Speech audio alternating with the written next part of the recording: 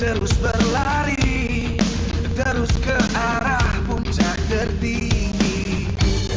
Ku takkan berhenti, hanya sampai di sini. Kemenangan abadi menanti. You know we won't miss if we unite our focus. And if you haven't noticed, we'll nyalakan apimu, hadapi semua tantangan, hadang semua serangan, jatuh bukan halangan. Bakar semangatmu, janganlah engkau menyerah. Kita akan buat sejarah. We all this, we won't miss. We all this, we won't miss. Saatnya beraksi, jalani ambisi. Aku kan menyawakan hari ini. You know we won't miss if we unite our focus. And if you haven't noticed, we'll nyalakan apimu, hadapi semua tantangan, hadang semua serangan, jatuh bukan halangan. Bakar semangatmu, janganlah engkau menyerah. Kita akan buat sejarah. We all this, we won't miss. We all this, we won't miss. We all this.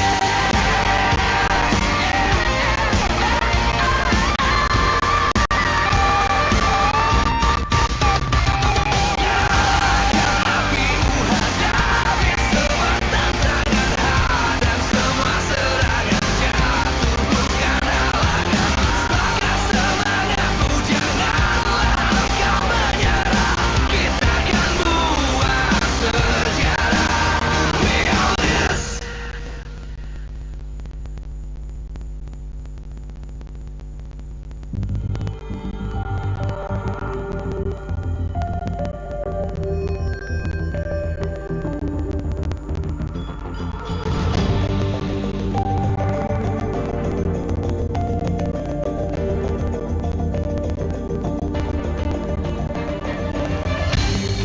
Aku kan berdiri dan terus berlari, terus ke arah puncak tertinggi. Ku takkan berhenti, hanya sampai di sini. Kemenangan abadi menanti. You know we won't miss if we unite our focus. And if you haven't noticed, we'll nyalakan apimu, hadapi semua tantangan, hadang semua serangan, jatuh bukan halangan. Bakar semangatmu, janganlah engkau menyerah. Kita akan buat sejarah.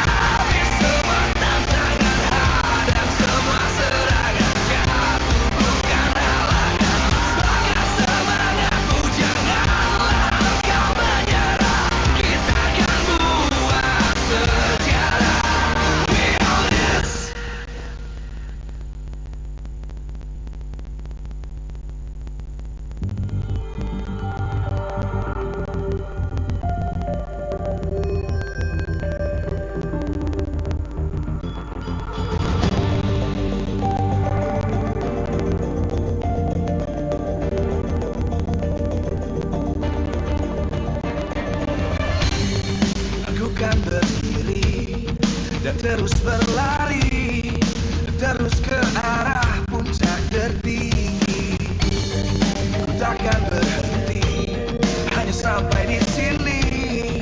Kemenangan abadi menanti. You know we won't miss if we unite our focus. And if you haven't noticed, we only nyalakan apimu, hadapi semua tantangan, hadang semua serangan, jatuh bukan halangan, bakar semangatmu, janganlah engkau menyerah, kita akan buat sejarah. We all this, we won't miss, we all this, we won't miss. Saatnya beraksi, jalani ambisi, aku kan menyawakan hari ini. You know we won't miss if we unite our focus. And if you haven't noticed, we only nyalakan apimu, hadapi semua tantangan, hadang semua serangan, jatuh bukan halangan, bakar semangatmu, janganlah engkau menyerah, kita akan buat sejarah. We all this, we won't miss, we all this, we won't miss, we all this.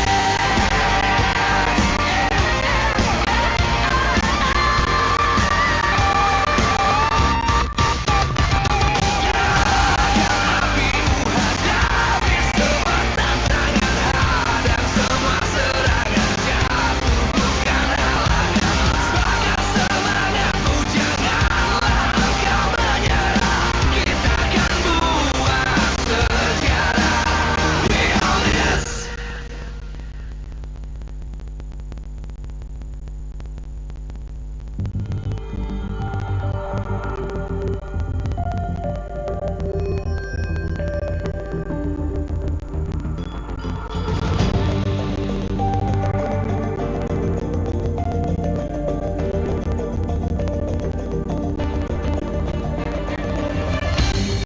Aku kan berdiri dan terus berlari, terus ke arah puncak tertinggi.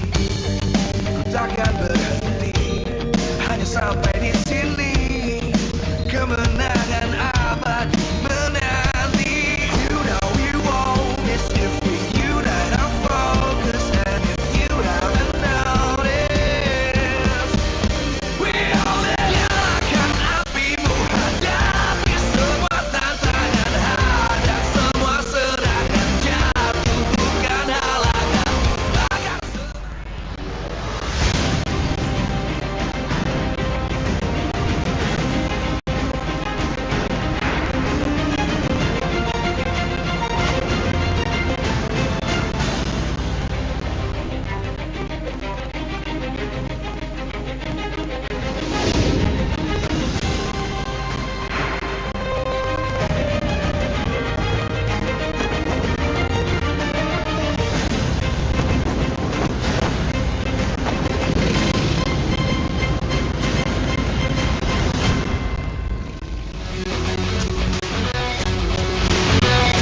Live from Jakarta International Velodrome, MPL Season 13 is powered by Noontime.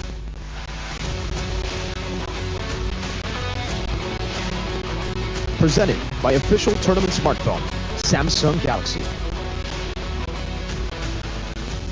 Official e-wallet, GoPay. Official destination for gaming and esports, Kadia. Official gold partner, UBS Gold. We own this.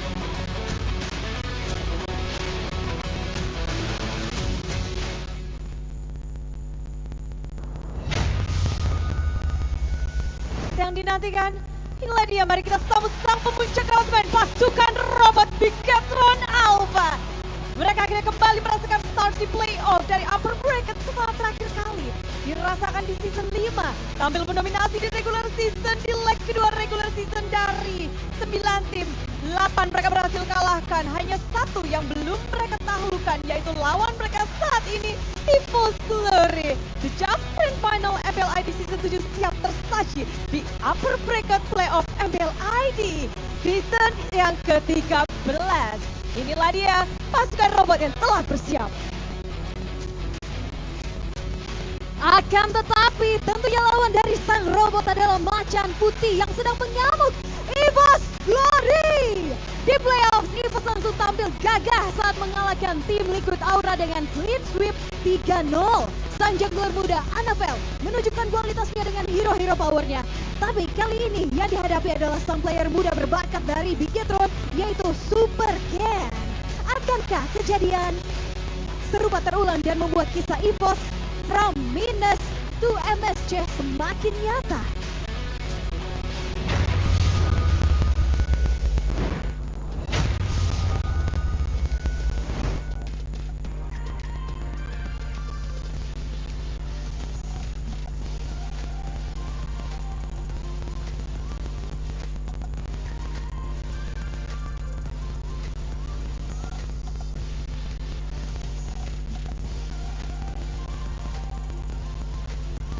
Hari ini tak akan ada yang menangis, namun harus ada tim yang mengais kemenangan dari lower bracket.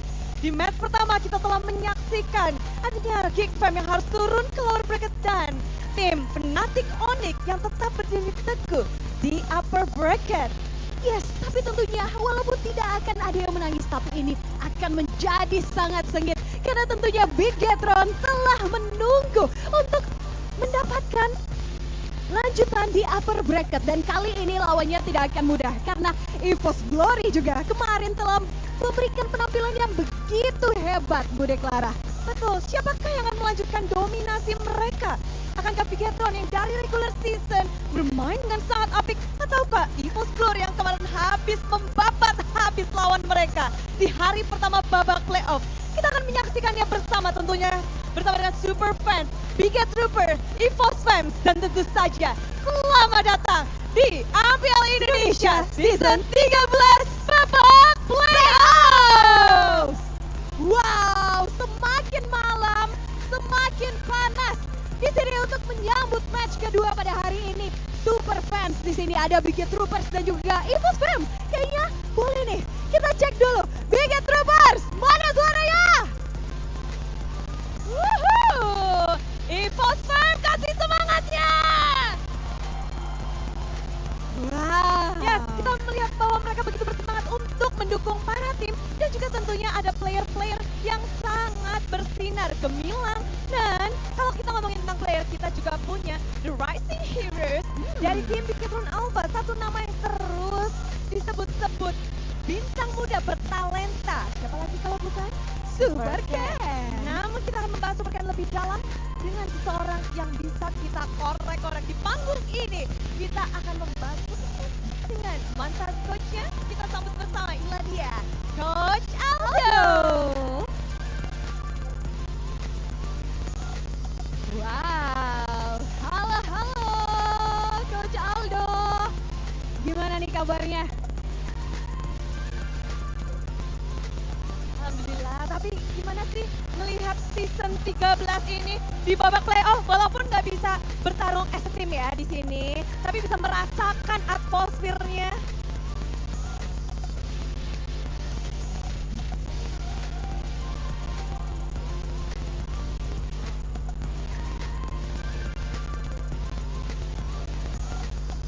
Tapi sayangan, tapi nggak apa-apa, masih ada next season. Kita kalau di sini mau bahas sama Coach Aldo sebenarnya tentang satu player ini, The Rising Heroes from Bigetron Alpha. Wow, ini Rising Heroes Super Ken dari yang katanya investasi bodong hingga menjadi penggendong Coach Aldo. Coba nih, ini ketika Super Ken dibimbing oleh seorang Coach Aldo pada saat itu ya, sempat dibilang katanya ini Super Ken ini investasi bodong. Tapi gimana tuh waktu itu akhirnya bisa menggali potensinya? Waktu itu nggak terlalu didengerin atau gimana sih sebenarnya, karena kita tahu kan emang Ken ini emang talenta yang luar biasa, masih muda juga. Jadi ya waktu itu ya udahlah, emang waktu itu kan dipulangin di hari pertama kan sama alter ego. Jadi ya mungkin itu juga karena itu playoff pertamanya Ken juga di stage yang juga lumayan ya, euforia juga mungkin belum biasa. Jadi itu sih kayaknya. gimana sih nge-coach satu player yang hype-nya udah ada sebelum bahkan dia bermain. Namanya udah disebut-sebut. Gimana sih untuk player muda ini nge-coaching player tentunya Supercan? Unik sih sebenarnya karena ya Ken kan masih anak kecil, masih muda banget. Jadi emang harus hati-hati lah hitungannya. Dan dia juga hitungannya selalu sesuai ekspektasi sih. Sama waktu itu kan emang namanya gede banget dan dia di season pertamanya aja udah buktiin kan. Walaupun di playoffs-nya ya nggak hoki lah hitungannya. Tapi kan selanjutnya selalu improve dan itu sih yang buat dia spesial karena dia selalu improve gitu. Selalu improve ya Bude. Tapi kalau kemarin pada season-season sebelumnya memang menjadi coach dari Supercan. Tapi season ini berbeda, di mana Coach Aldo harus melawan bersama dengan alter ego melawan Supercan. Selama regular season kemarin, Coach Aldo melihat perkembangan dari seorang Supercan sejauh ini seperti apa sih?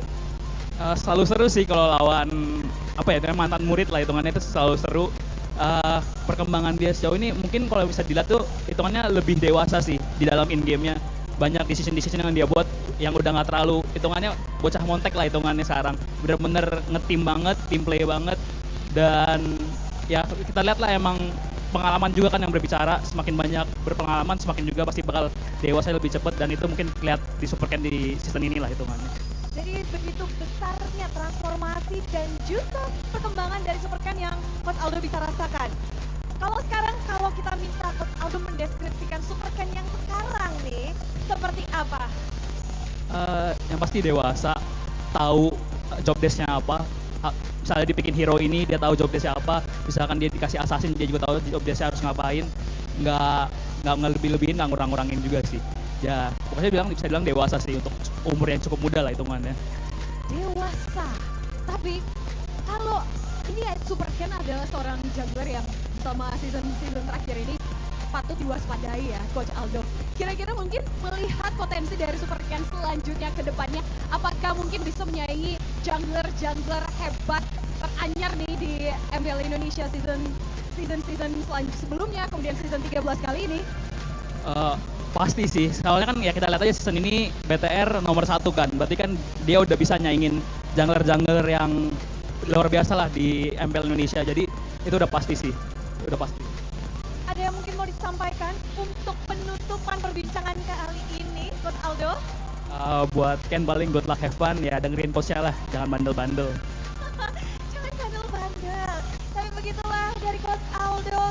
Dan kira-kira skornya berapa nih untuk match ini? Biar seru 3-2 buat BTR. 3-2 untuk Bikatron. Kalau gitu kita akan sebentar lagi menyaksikan. Terima kasih sekali Coach Aldo sudah bergabung bersama kami dan kasih tahu tentang Supercan lebih dalam. Betul. Terima kasih Coach Aldo. Wow. Bude, kita udah dengerin ya, ini dikit-dikit dari mantan coachnya Supercan. Katanya, wah makin dewasa. Dan kita udah gak sabar ya ngelihat bagaimana penampilan dewasanya Supercan di Land of Dawn nanti. Benar, dengan performanya yang luar biasa bersama dengan tim Bikatron Alpha, mereka menyabet bersih. Bahkan 8 match terakhir mereka di saat regular season, memang ada satu kekalahan di awal leg yang kedua, yaitu saat melawan Evos. Namun kali ini mereka akan berhadapan satu sama lain dan juga Bikatron menantikan pertemuan ini. Yes, jadi most wanted tim ya untuk membalaskan dendamnya. Kita akan lihat bagaimana kedua tim ini beradu nantinya.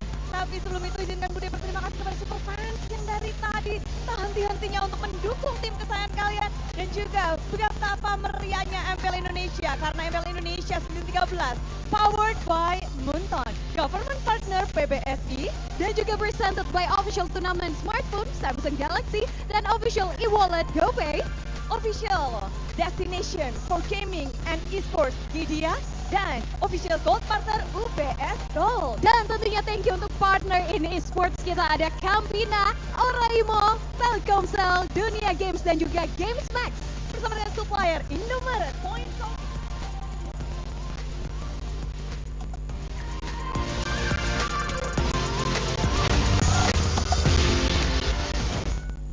The Red Terminators fight for a dystopian future in our second match and our final match of the day. Ladies and gentlemen, welcome back to the playoffs of MPLID Season 13. And here we are live in Jakarta International Velodrome. And the fans are going wild. I can barely hear myself. Thank you so much, ladies and gentlemen, for tuning in to the English broadcast here with me, Eterna, alongside with Mirko. Oh, Mirko? He's over there. He is. He is. He is playing. Sorry, I was like, he's jumping up and down with the flag right now with Bix. But this is Gani as well as Arashi. You guys can't see them just yet though. There you go. But what an extravagant match. All the Bigger Troopers, all the Evils fans here are tuning in. And again, even from yesterday, Arashi, you were there as well. The Evils fans. Can you guys hear them through the speakers? I think they must be able to hear, man. This is like a crazy showing. Usually the loud crowd, for the longest time, it's been Bigatron and Alter Ego, but Evils right now are giving the Bigger Troopers a run for their money, man. They might even be beating them when it comes to decibels. Definitely. It's a big turnout, but before we begin our first match of the day, Gani, we do want to thank our sponsors. MPLID Season 13 is powered by Moonton, our official government partner PBESI. Presented to you by the official tournament smartphone Samsung Galaxy, our official e-wallet GoPay, our official destination in gaming and esports Korea, our official gold partner UBS Gold. We also want to thank our partners in esports, Combina, Dunia Games, GamesMax, Oraimo, and Telkomsel. Thank you so much to our suppliers, Innomart, Point Coffee, Neo QLED, Super Smart TV Plus Saturdays, and thank you to our venue partner, Jack Pro. But here it is, a deja vu. We've had a lot of deja vus today. In match number 1, it was a deja vu to the grand finals of MPLID Season 13, Season 12, sorry. But now we are going to take a little bit of a jump into the past here, into MPLID Season 7. Yeah. Which what happened was EVOS, at that time Legends, won that grand finals 4-2 against Bigatron, with he in that roster as well. Brands also was in that roster, but for Bigatron, not EVOS. What a turn of events.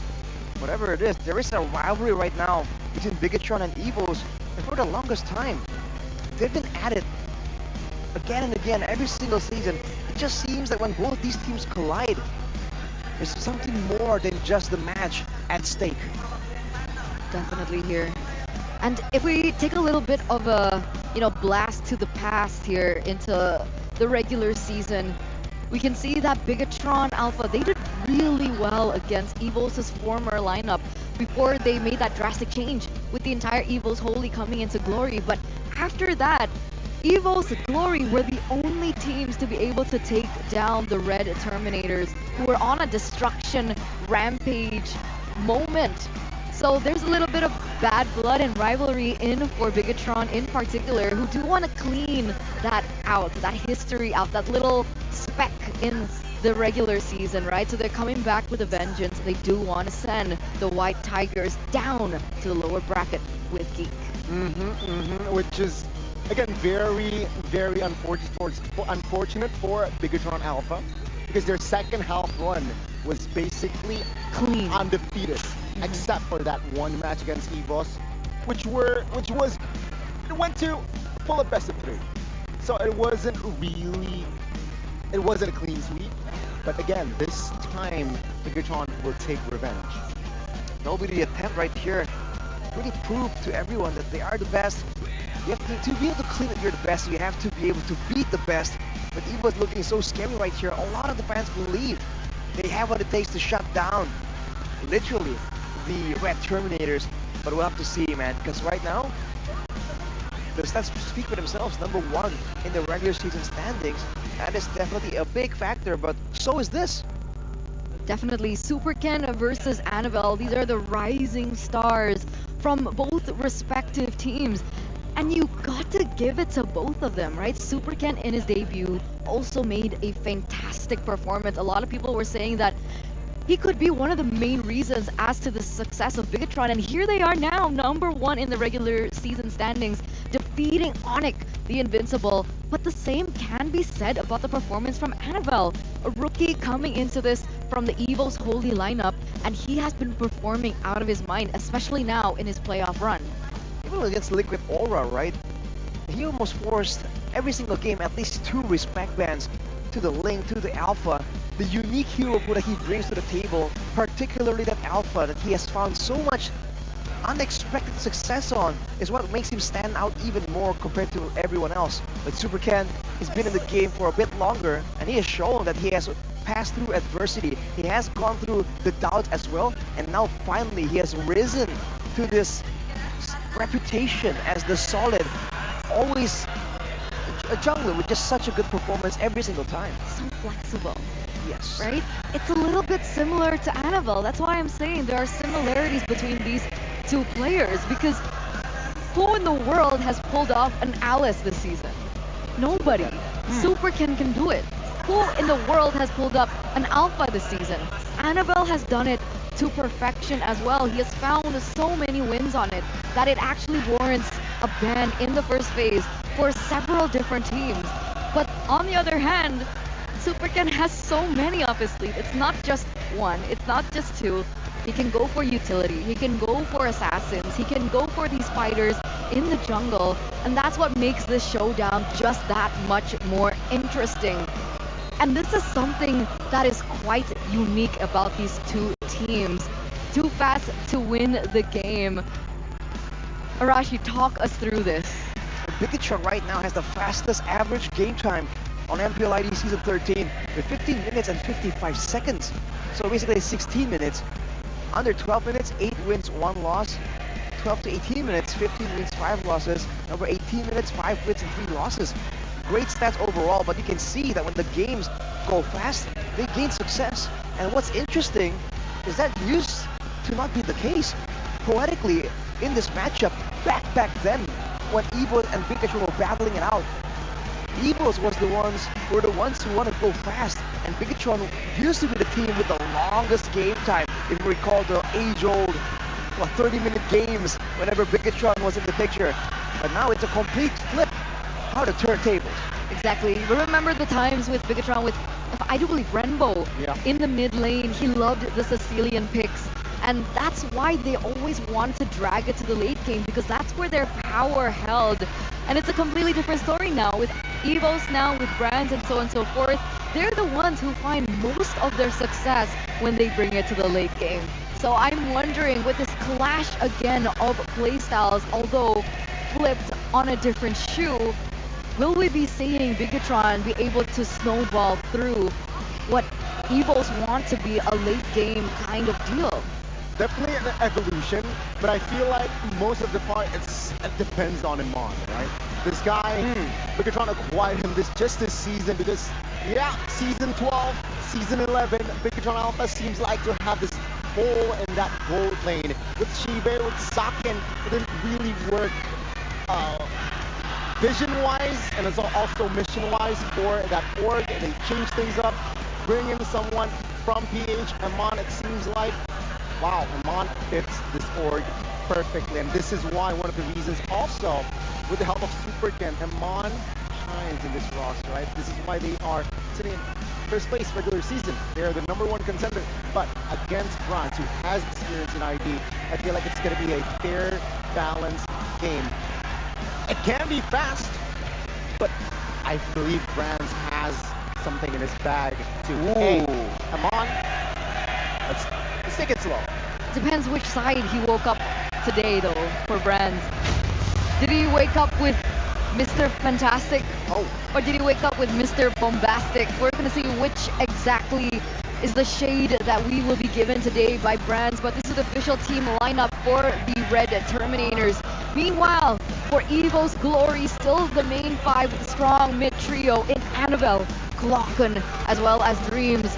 They are looking to push this forward. They are looking to take a step closer to their MSC run, and we are going to welcome them on to the stage. They were once 9th this season, now fighting for upper brackets finals with their holy lineup who has found glory. Ladies and gentlemen, Fluffy and the Helms. They are a very scary team. And on the other side, the #1 contender, Red Terminators. They're just programmed to win. Let's welcome both of the teams. Evo's Glory and Bigatron Alpha. Nature versus technology. Again, ladies and gentlemen, in this upcoming showdown, with so much history behind them, being the grand finalists of Season 7, they come back with entirely different players, an entirely different mind behind them as well. And the games begin here. Good to see Coach Cascute and Coach Strat the G. We've seen both of them come up with just new perspectives on how to take their team to the next level. And today, especially the drafting phase, you can expect brilliance because for both of them, they've been able to find just winning combinations again and again for their team. And that is definitely not any easy feat. Finally, head-to-head today, we'll have to see how the drafting phase goes. Will there be respect bans more than respect picks? First, we gotta take a look at the most picked and banned heroes right here. Before that, red side and blue side win rate 87%. Wow. On the blue side for Bigatron, that is something that Evos will definitely take note of and try to mitigate as much as possible. But that aside, of course, there's the respect bans towards the assassins. Whenever Super Ken is in the picture, and the gold lane as well is something that they like to use as a great weapon here to try and secure a proper, solid mid-game foundation, mid-game source of damage if they want to keep going with that snowball style that has served them so well in Season 13. One of the main things to highlight here, ladies and gentlemen, is if you take a look at the most banned by opponents on the side of the red robots, on the side of Bigatron, there's an Angela there. Yeah. And you've got to wonder why, right? Sure, the Angela gives flexibility, right? You can flex it into the mid lane, you can flex it into the roam, but that is not the reason why, because that can be adapted by any other team. The reason why it's so important for teams to ban this away from Bigatron Alpha is the fact that Super can become so open in the jungle picks, right? Without Angela, it's very difficult to pick up something like the Alice, like the Joy. See, these are the things that we need to pay attention towards because of Super Ken, the rising star in Bigatron Alpha. Adding more layers to this team, right? Adding more depth with that. Yeah, and even in the previous match, Fnatic Onyx versus Geekfam, Angela was completely ignored. It wasn't banned nor picked. But in this series, I feel like it's going to be different. Angela can be prio, especially if we're talking about Bigatron Alpha. The thing is right now with both these teams, of course the highlighted matchup here is in the jungle, but everyone else has performed so solidly as well. So Rizzo and Fluffy, for instance, right? Both having insane performances at the same time. Dreams compared to Key, both also having highlights in that Land of Dawn. So having a global kind of presence that can be used flexibly to help every single team member out means that they have more ways to kind of flex around that power, that focus funnel on the supports. So I think for both these teams, I can agree that Angela might be something that's so important. You know what else is important, Rashi? Patterns. Patterns. We love our patterns, we love our superstitions, and it seems like the teams that have been able to acquire third place last season have become champions this season. And you know who placed third place last season for Indonesia? Who? Bigatron. The Red Terminators. Let's see though, if in MPL ID, will it follow the trend, right? I love patterns. They're the number one contender. They're number one regular season. And to be They're fair, there for a reason. see the roars coming in again from the side of Evos. Can we hear your roar real quick? What? Okay, Arashi's roar. 3, 2, 1. Roar! Alright, moving on. Oh, Oh, hey! It's a Biga Trooper! Who could that be? Oh my god, did he actually? Is that Ladies and gentlemen, if you know, you know. Of course, for Evos, there's no lack of supporters as well. As far as patterns go, you have to remember that a lot of patterns have been made and broken in the playoffs so far. True. We have said again and again, in Season 13, you never know what's going to happen. And now, today, is no different. See here, one team, one voice, one family. That is a roar. That is a roar. And we've talked about Cerezo, the guy you see on screen. We talked about Fluffy as well, but we haven't really touched on the mid-trio. So people are saying that one of the main pillars to EVOS' gameplay is the mid-trio with Flocken, with Annabelle, with Dreams, but a lot of people are also saying the same thing about Bigatron. So this showdown is going to be very important and imperative. And will they be able to get the priority lanes for this mid-trio in order to set up for Bigatron to set up for their snowball and for EVOS to set up for their side laners, right? They want to be able to give Ransom space in order for them to be able to anchor in towards the later stage of the game. And here it is, ladies and gentlemen. We are moments away of entering the drafting phase, presented to you by the official tournament smartphone Samsung Galaxy. It looks like EVOS will be on blue side first, Bigatron on red side, so not the winning side for the red robots just yet. Matilda, Angela, and the Chip have been banned out, but so has the Moscow Blue OE and the Export. And this is EVOS with the first pick, Harris. This is interesting, having the Harriet finally let go. This is a strategy that was applied by RRQ, but whenever they let go of the Harriet in day one, they were unable to find any sort of success. But now Bigatron very willingly let it go, banning instead the X-Board very, very early on, possibly hinting at some kind of contest for domination in the EXP lane, but the Loyi does not show up either. What is going on? You should. It's not going to be the Loyi. Bigatron, especially if we're talking about Moreno, it's just, oh, Loyi's been banned, yeah. So, again, Moreno, Valentina. Last year, Snapdragon, he popped off on this Valentina, and it seems like he just keeps on improving on the Valentina. So there's no surprise that they're going to prio this over other mages. Plus, Super Style, right? We're talking about Valentina. The IMU just brings a lot of pressure. There are whispers that are saying that Moreno will be the next Suns. Whoa, okay. Whispers, just whispers. Skipping over a boy? Personal opinion, skipping over a boy. All right. So we'll see though, with the Novaria and the Yuzong picked up as well. Natan is the answer. Today we haven't seen the Natan really finding too much success, so that is a bit of a concern if you're a Bigatron fan. The Loyi actually was banned out earlier. Now with that, the Alpha as well will be respected from Bigatron. EVOS using this flexibility, whereas Bigatron already immediately showing out their cards, wanting that Threadwin, that extra bit of sustain, that extra bit of crowd control and damage. The flexibility that Super Ken is so good at using to change his kind of playstyle depending on the composition. Wow. Bigatron, what will they go for here for their last ban? They fan out a hero for Annabelle. Seems like they will commit to another Annabelle ban with that Nolan saying, yeah, we'll try to limit you as much as possible. So what will Annabelle go for here in the second phase? Just a utility jungler, I suppose? There's a lot of options, honestly, for Annabelle, right? If we take a look at his hero pool, it's super wide. Baxia, Fredrin, Alpha, Fanny, Nolan, Dyra, Joy, Barrett, Carmilla, Ling, Lancelot. Wow. What do you think suits the best in this composition? In this composition, I feel like some utility would be nice right here to really help the team out, and some AoE perhaps.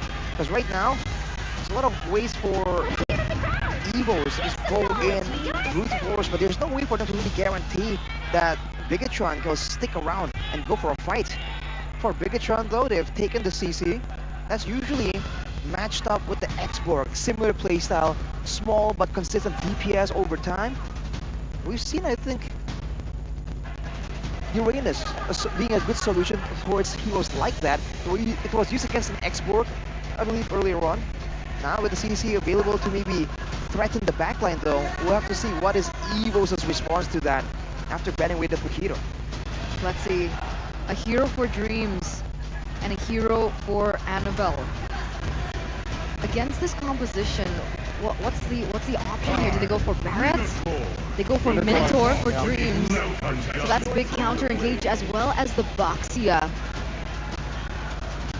Alright, no surprises for the side of Dreams, right? He really likes the Minotaur. And if you really think about it, Minotaur is somehow a complete roamer. You can heal, you can crowd control, and you're quite tanky after a couple of items, so it's quite complete in that sense. You just like a bit of mobility.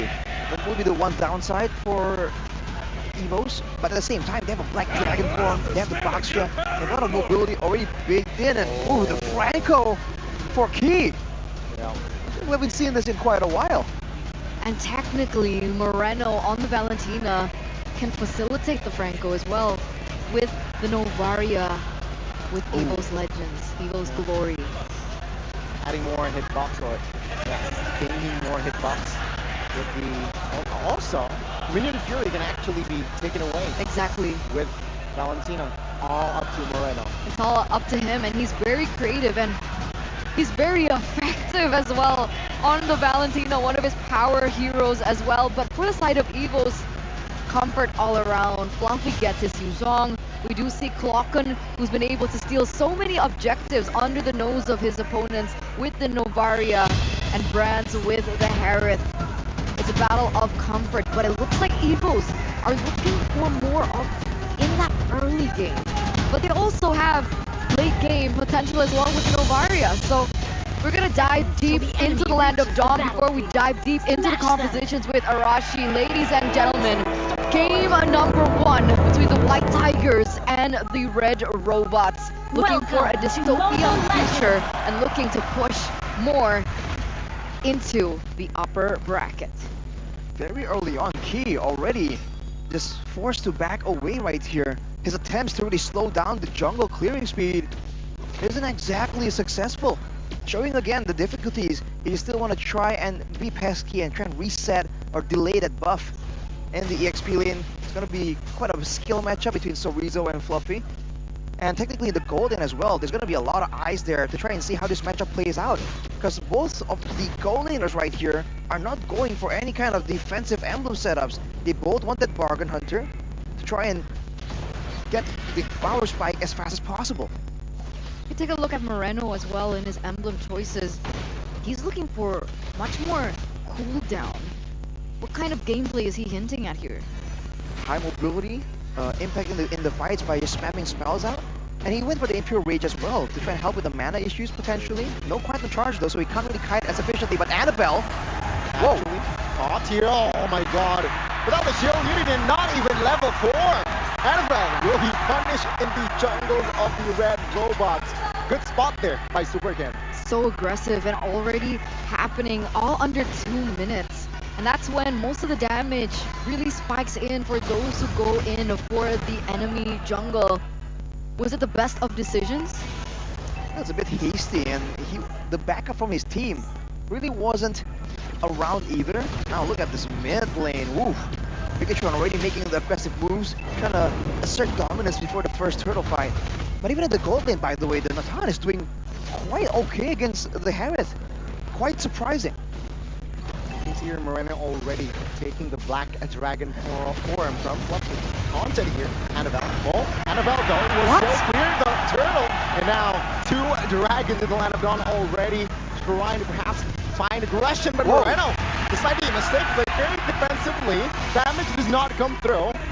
Luckily for Bigatron there, they just escaped from dodging the bullet.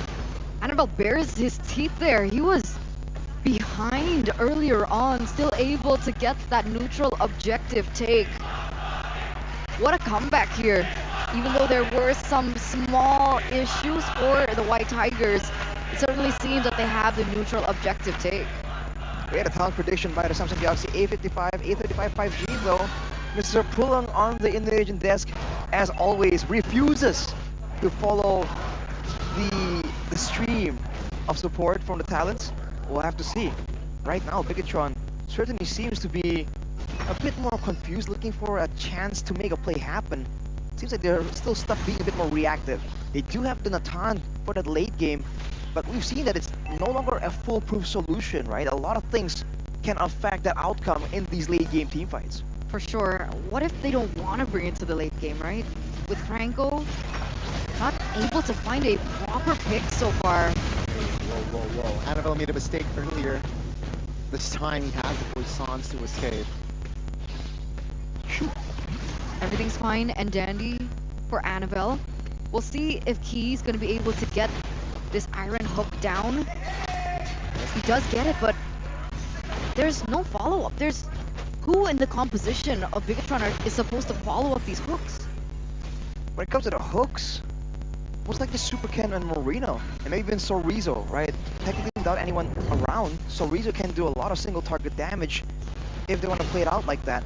Oh, you see trades of skills here in the EXP lane. Again, right before the turtle spawn, to try and get some dominance. But Bigatron have to solve this problem of trying to go for a contest against a Minotaur that can stun up their own jungler. They might go for fights first, but they have left their roamer on the top side of the map. They're trying to find a way to capitalize and shut down Brands, but it might not work out in their favor. Sorizo stuck in the pit, going to try to slide himself out, but Turtle will be secured by Clock and not even the jungler. So that's a win here for EVOS Glory, and because Alpha, they're looking for compensation, they're looking for trades, perhaps in the top side of the map.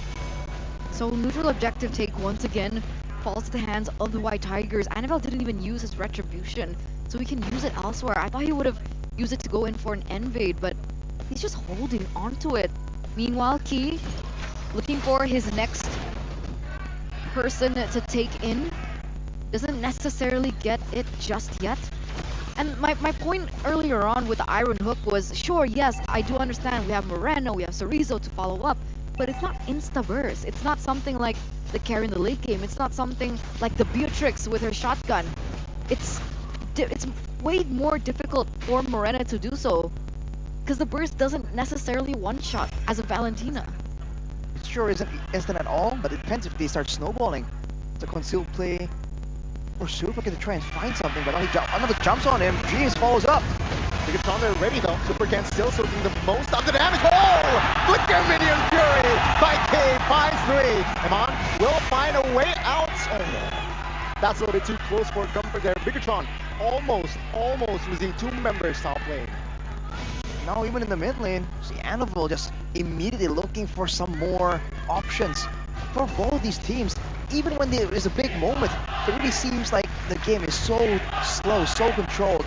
But EVOS, they're getting the better of Bigatron so far with the superior team fighting, with the AoE. Oh, Kido! Whew. See? Yeah, he doesn't even commit the hunt. The hooks land, but what's the next step, right? Eman doesn't have nearly as much damage just yet. And it feels like they haven't found the value of this Iron Hook, unless of course he commits with a ultimate. Well, the later the game goes, technically, considering what Goni was talking about, the Minotaur, right? You're flexible, you have healing.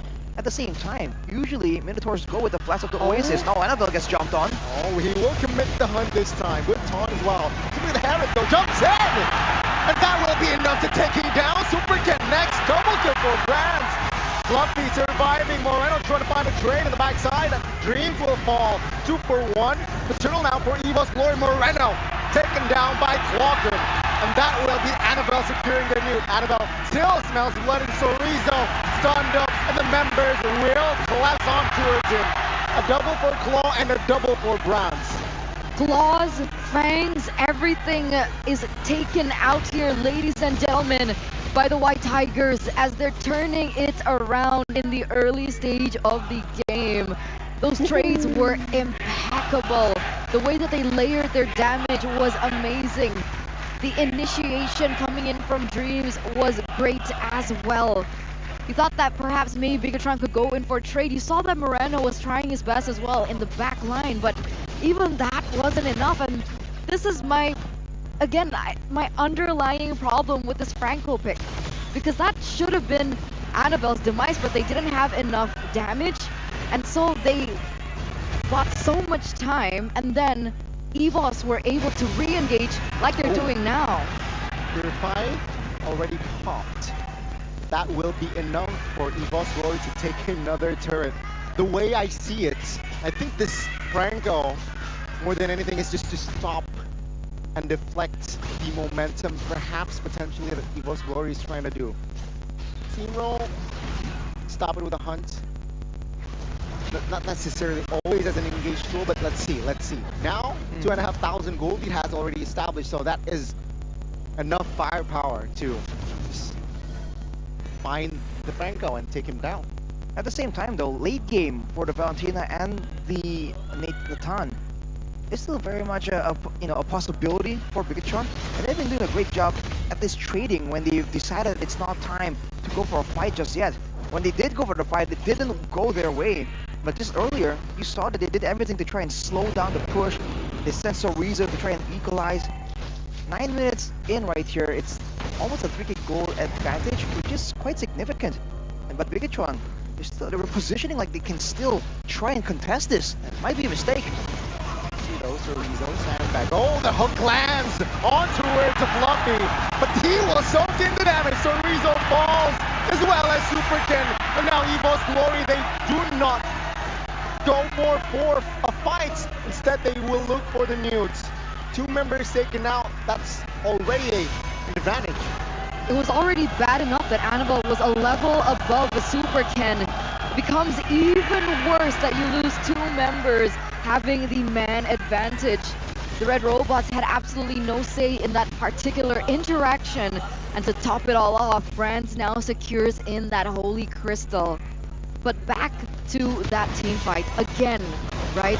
He goes in for the Iron Hook. But this is textbook for Dreams. He's utilized this Minotaur as a counter towards these Iron Hooks so many times before, and we saw that happening. The Iron Hook comes in, the rest of the members want to follow up on that pick with the damage, but because of that short range composition that Bigatron has, Dreams is so easy to punish and capitalize over that interaction. Right now, as you can see, he has a fast Oasis, so the healing is going to be ramping up, and of course the extra bit of shielding when people are low. Iman is coming close to his Holy Crystal. Oh, EVOS jump on the targets. Yep, Fluffy here opening things up. Iman will be the target, but there you go. The hunt connects to stop it all. 1 member is taken out. Annabelle will try to escape this time. Take a look at Bigatron. There will be not enough damage for him. His Raz is there with the double. So Rizoki down and out. Fluffy taken out, but 2 in return. And immediately EVOS go to take more structures, try and get more control. Even if Bigatron try and play it safe, there is still, Varia with the poke coming in. Unless he can land a hook on someone a bit squishier, it's gonna be so difficult right now. EVOS understand this, and they just keep putting Annabelle and Fluffy in the forefront and let Dreams counter engage, and Bigatron have no answer at all. Not yet. Inner turret in the mid will fall, so officially all outer and inner turrets will be taken out here quite early. Just so up here, like that is the situation. Ladies and gentlemen, audience prediction, however, 61% for EVOS Glory. Meanwhile, for the Big Troopers, 39%. That's actually quite surprising for me. I thought the EVOS fams would at least be in the 70-80% category. Well, it turns out there's a lot more believers in EVOS as of right now, not just yet for Bigatron. But Fluffy though, with the Brutus Vespit and then the Radiant Armor, he's going to be trying to be serving as a bit of a secondary front line. As you mentioned, Eterna, as long as whoever gets hooked does not get immediately deleted or disintegrated, EVOS can very easily force the fight into a long duration fight. And that's where Brands can even have a lot of space to really maneuver, to go around and just start doing big damage. And if he gets his hands on Eman or Moreno, I think he's fed enough to really start almost one-shotting them already with a Divine Glaive on top of the Holy Crystal. What about Brands? What about Aman? Eman? He went for the Holy Crystal as well, and then he went for the Blood Wings because he knows he needs a lot more survivability. We'll see if that pays off, because right now he's too far away from the Lord. That's Bigatron. They're still trying to go for a contest. Superkin has no retreat. Not yet. will be live in 30, but the hook and the hunt connects. Dreams versus one fall. Now Annabelle, juicy target, but Super Ken will be taken up by Brands. Now in the backside, Fluffy goes crazy as Brands collects the double. He might go for the triple, but Moreno and Cerezo doesn't have space to back off.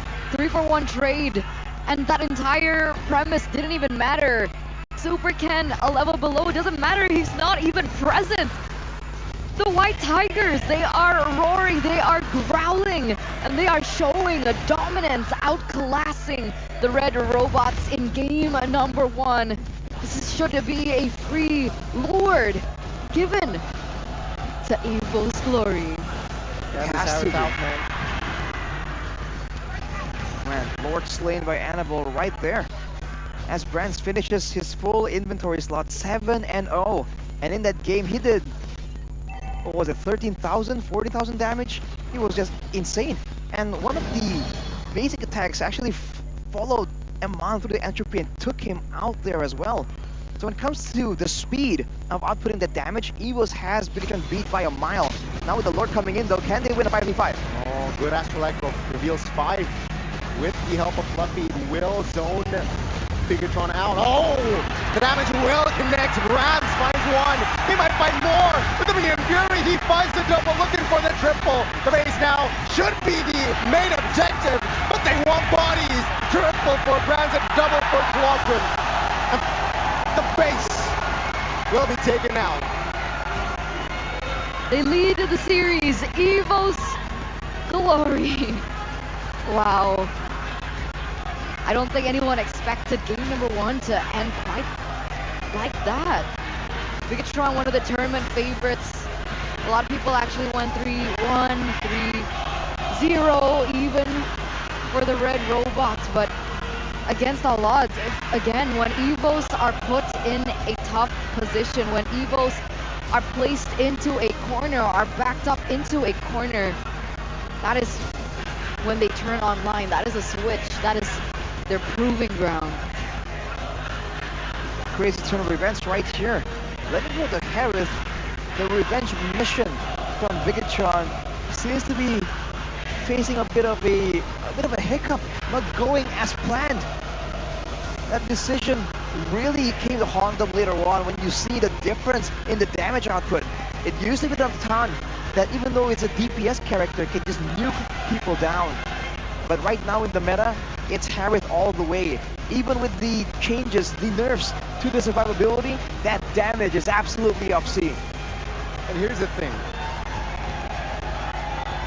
Evil's glory, they picked up Minotaur first. And then Bigatron respond with a Franco. Mind you, the hunt can be cancelled with just the first skill of that Minotaur. So it somehow is, yeah, that Franco last pick was definitely questionable.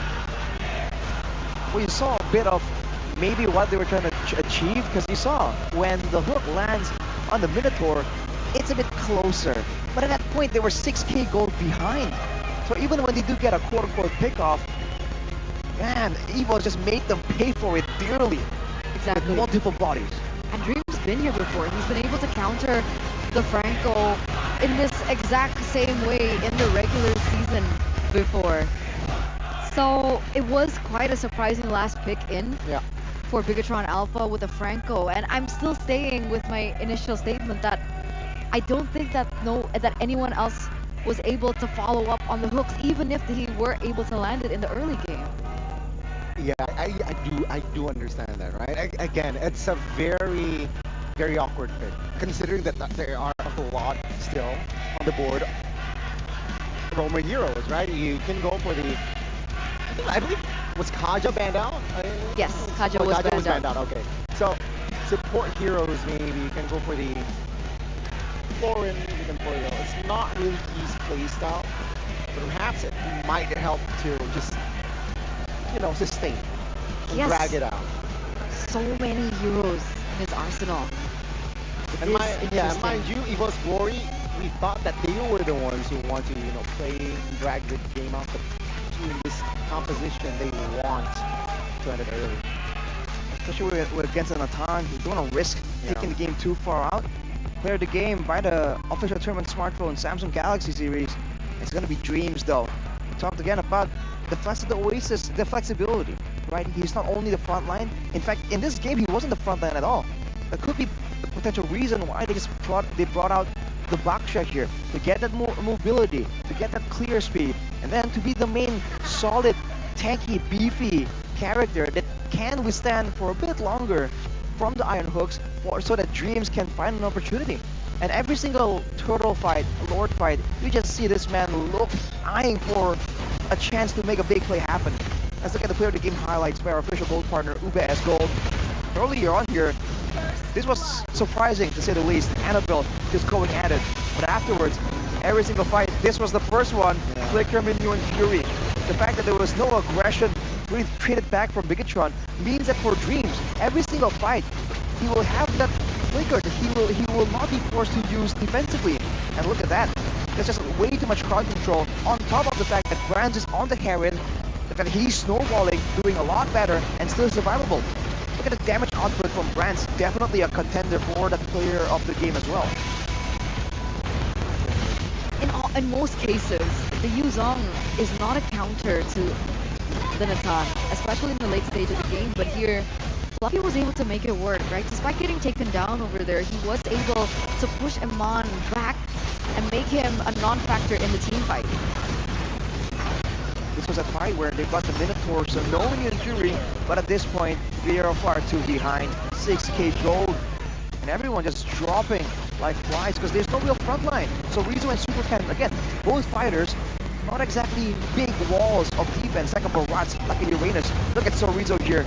Immediately jumped on, immediately deleted. And he just wasted no time at all, denying any kind of combat potential. Even right here, Brands goes towards the back, shows Aman how it's done. Reminds him that, hey, you're a freshman, I'm a senior, I've been here before you even showed up. Aw. That's true though. 14 minutes and 51 seconds. What did you think? This was absolutely zero neutral objective control by BTR whatsoever. Look, 0 lords, 0 turtles. Yeah.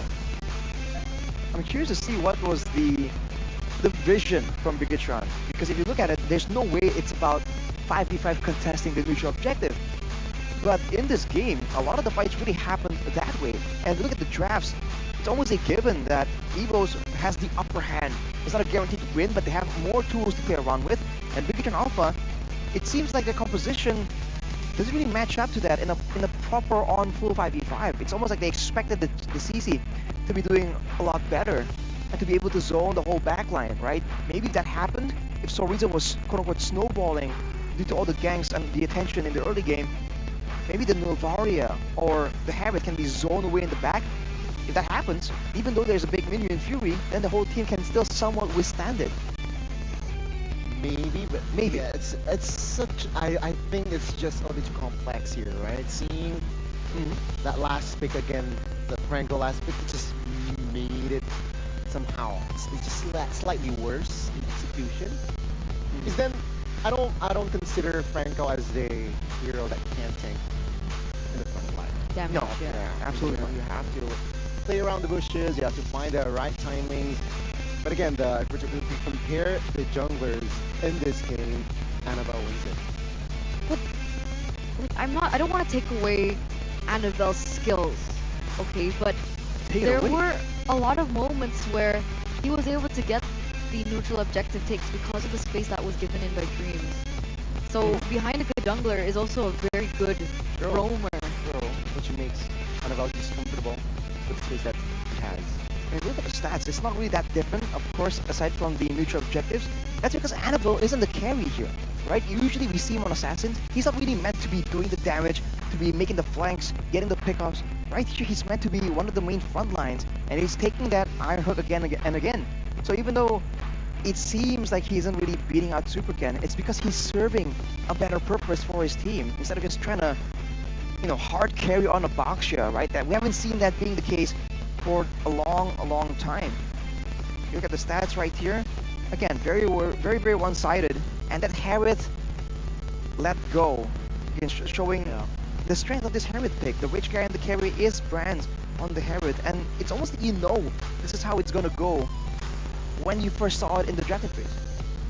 And also, let's not forget to give credit to our squad, right? Almost 100% KP.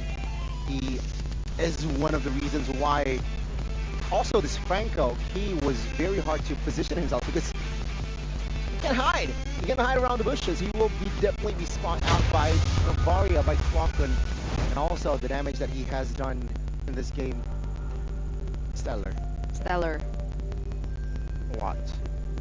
Is it stellar because he's playing the Varia as well? With the Star Shatter? Yes, Arashi.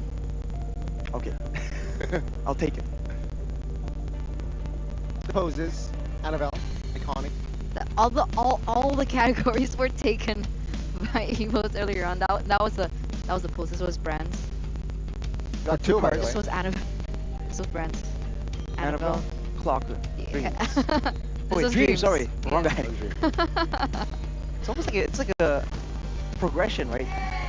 You know, like That's why. the step-by-step guide on how to gesture by Evos. How to win this match. How to win this Ooh. bold Okay. statement. Okay. Hey. Predicted.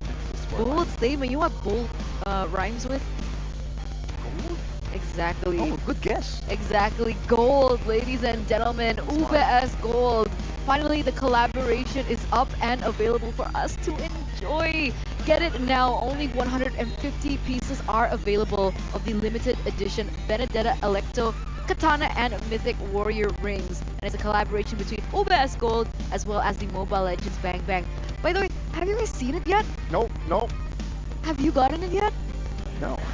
And I haven't seen it in real life either. We haven't had time to actually, check out the collaboration at the venue, but we will be able to do so tomorrow. So we're gonna do that, ladies and gentlemen. It's available offline at the UBS Gold booth, so you guys can actually go ahead and get it first, because again, only 150 pieces are available. So first come, first serve. And I want to get my hands on it as soon as possible, ladies and gentlemen. Alright, Mo? Yeah, It's I also mean, something that I want. with the gold that you've invested, you can also buy a good pair of audios, What? Good pair of audio. Oraimo. What's Oraimo? Check out Oraimo, the free Pods Light. Right, that's the exclusive Edith edition in collaboration Oraimo and as well as MPL. The ultimate choice for gamers with Edith's distinctive sound and gaming mode. It takes your gaming experience to the next level. Plus, official partner of MPL, there's no doubt Oraimo's quality, and you can get 10% discount at Oraimo official store at the Orange store with the code Oraimo MPL. Simply enter the code in the coupon section before checkout or checking out and unleash unstoppable sound. Exactly. Oh, but what's this? Is that your phone, Gunny? Similar, but no. You could be sitting at the front in the Team Galaxy zone because you're using the Samsung. He usually does. I had that privilege. Oh, that's why you played the 1v1 Johnson. You were sitting at the front. Right. That was interesting to see, man. We were not expecting it, and then we heard Goni. We were like, whoa, is that actually him? And it was. That's because he's in That the wasn't me, front though. rows. Can't believe you lost That though. is you. What do you mean? Why did you lose? Why did I lose? Yeah. That wasn't me. I don't have that jacket. What? I didn't say anything about a jacket, Goni. You've exposed yourself. Yeah. No, I Classic saw warrior. the Goni quote unquote playing Johnson. And hey, Yeah. looks like me, but that's not me. I think that's Arashi though. Oh That no, is no, Arashi. that's Mirko. That's Mirko enjoying the MPL festival, ladies and gentlemen. And you guys can actually enjoy all the fun activities that await you outside the venue. We have so many events. There were Geek VA dancers yesterday. Earlier on, we have the Bigatron VAs singing. So if you want to join along, sing along, dance along, there's just so many things that you guys can enjoy. But let's center around this. The most picked gold lane hero in each region. For the most part, the carry and the Roger really does stick out, but the Claude, I think, which is the most common right here so far. I think it's a good mix, but especially in Indonesia. Then Atan, we were talking about how it really seems lackluster right now. For now, only in MPL Malaysia do you still see it picked up very often, and now in Indonesia, it seems to be kind of shrinking in success rate. So we might see a different gold leader take that spot. But for the most part, it's still the late game. It's still the shred and mobility. The three things that make a solid gold leader in a team fight is the damage output, the mobility, and the laning. If you can go and guarantee all three of those, then you can kind of find weird solutions for the gold lane. But for now, teams are sticking to what has been working. So I think it'll be quite a while before we see any kind of massive development in the meta for the gold lane. Interesting. What do you want to see in the gold lane? What do I want to see in the gold Yeah. lane? Tough question. But I do want to see Oscar. Moscow. That's I want to see more. okay. So Morskov. Moscow. Morskov. But It was banned out earlier. True. Yes. Based on that data, though, carry from PH actually has that highest win rate. Why the carry? 65% in PH. Why do you think the Other carry has only found so 15. much success? I think when it's a calculated game where, and if it goes to the late game, right, the carry usually, you can kind of shine in the early game, but also in the late game, depending on how it goes, right? The mid game is where you kind of dip a little bit, and I guess over there, they're just really good at securing the right circumstance for the carry to really find a window of opportunity.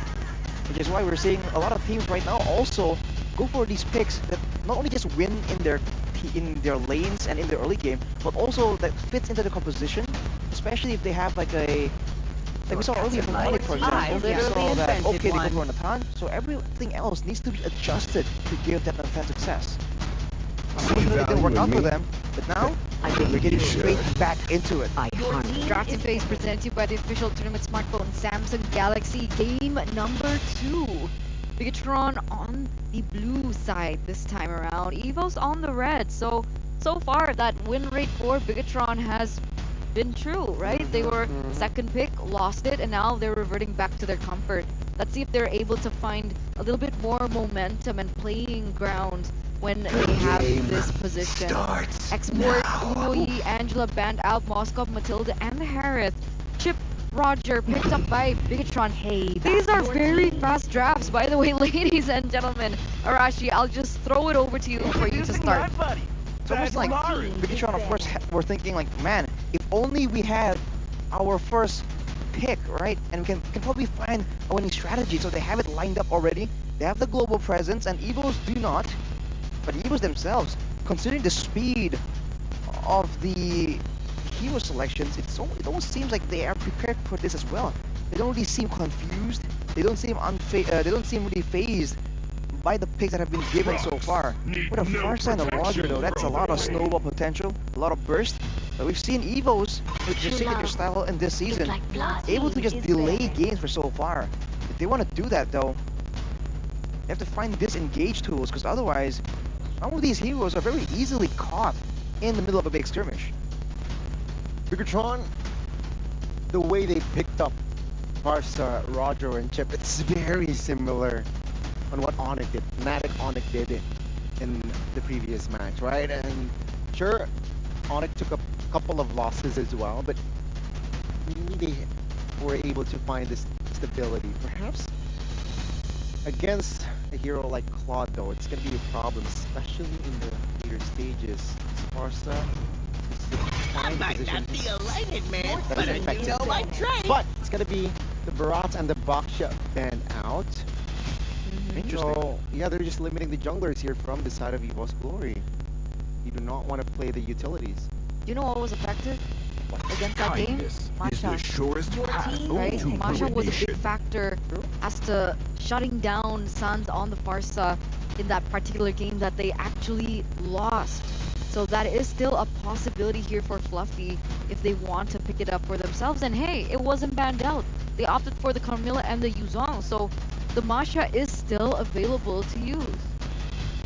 On the other hand, you're seeing that some heroes are left open right here. I mean, considering how much respect was given to Annabelle by Liquid Aura, you would think that the Ling or the Alpha would be banned away or picked away even.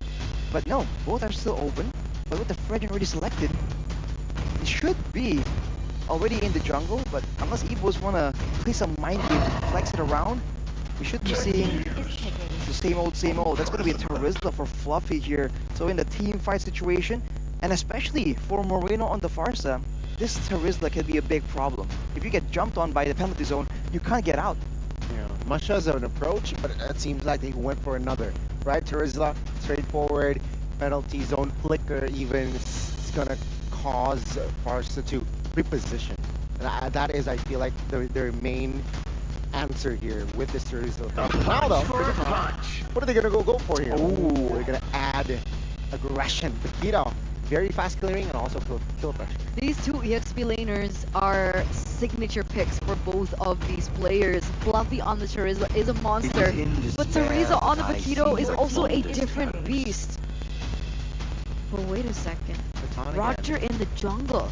Wow, we haven't seen that lately, or in a while. We also haven't seen R7 in a while, unless you guys watch his live streams. Every time Evos changes junglers, they do well. There's Taz, there's Fursic, Annabelle, and Juan, who is a world champion. And you know, so far it's true. People are saying that Evos gives birth to very talented junglers. So Tsujin, no longer with us right now, and FLMY, but he also shows promise. But Edith, last pick for Evos. And to the roamer position, right? It adds more versatility, more armor. You can have crowd control and also damage that primal wrath form. Could be a secondary damage dealer, that's for sure. Look at the early and mid stage ability though. It's actually quite dead even in the draft index. Everything else goes to the hands of Evos. The fact that the Natan shows up here again, the backline is so vulnerable right now. And I'm really curious again, what is the idea right here?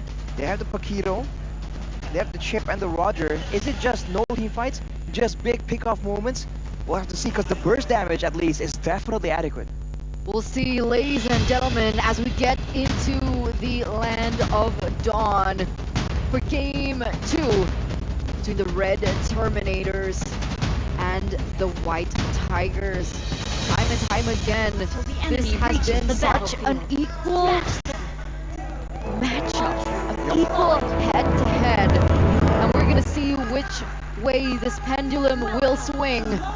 Can Bigatron Alpha secure a win to equalize this 1-1, or can Evos go for a clean 2-0 in this best of 5 series? Dreams! Whoa, whoa, whoa, whoa! A little too close for comfort. Still holding on towards his flicker, though. Glockon in the mid.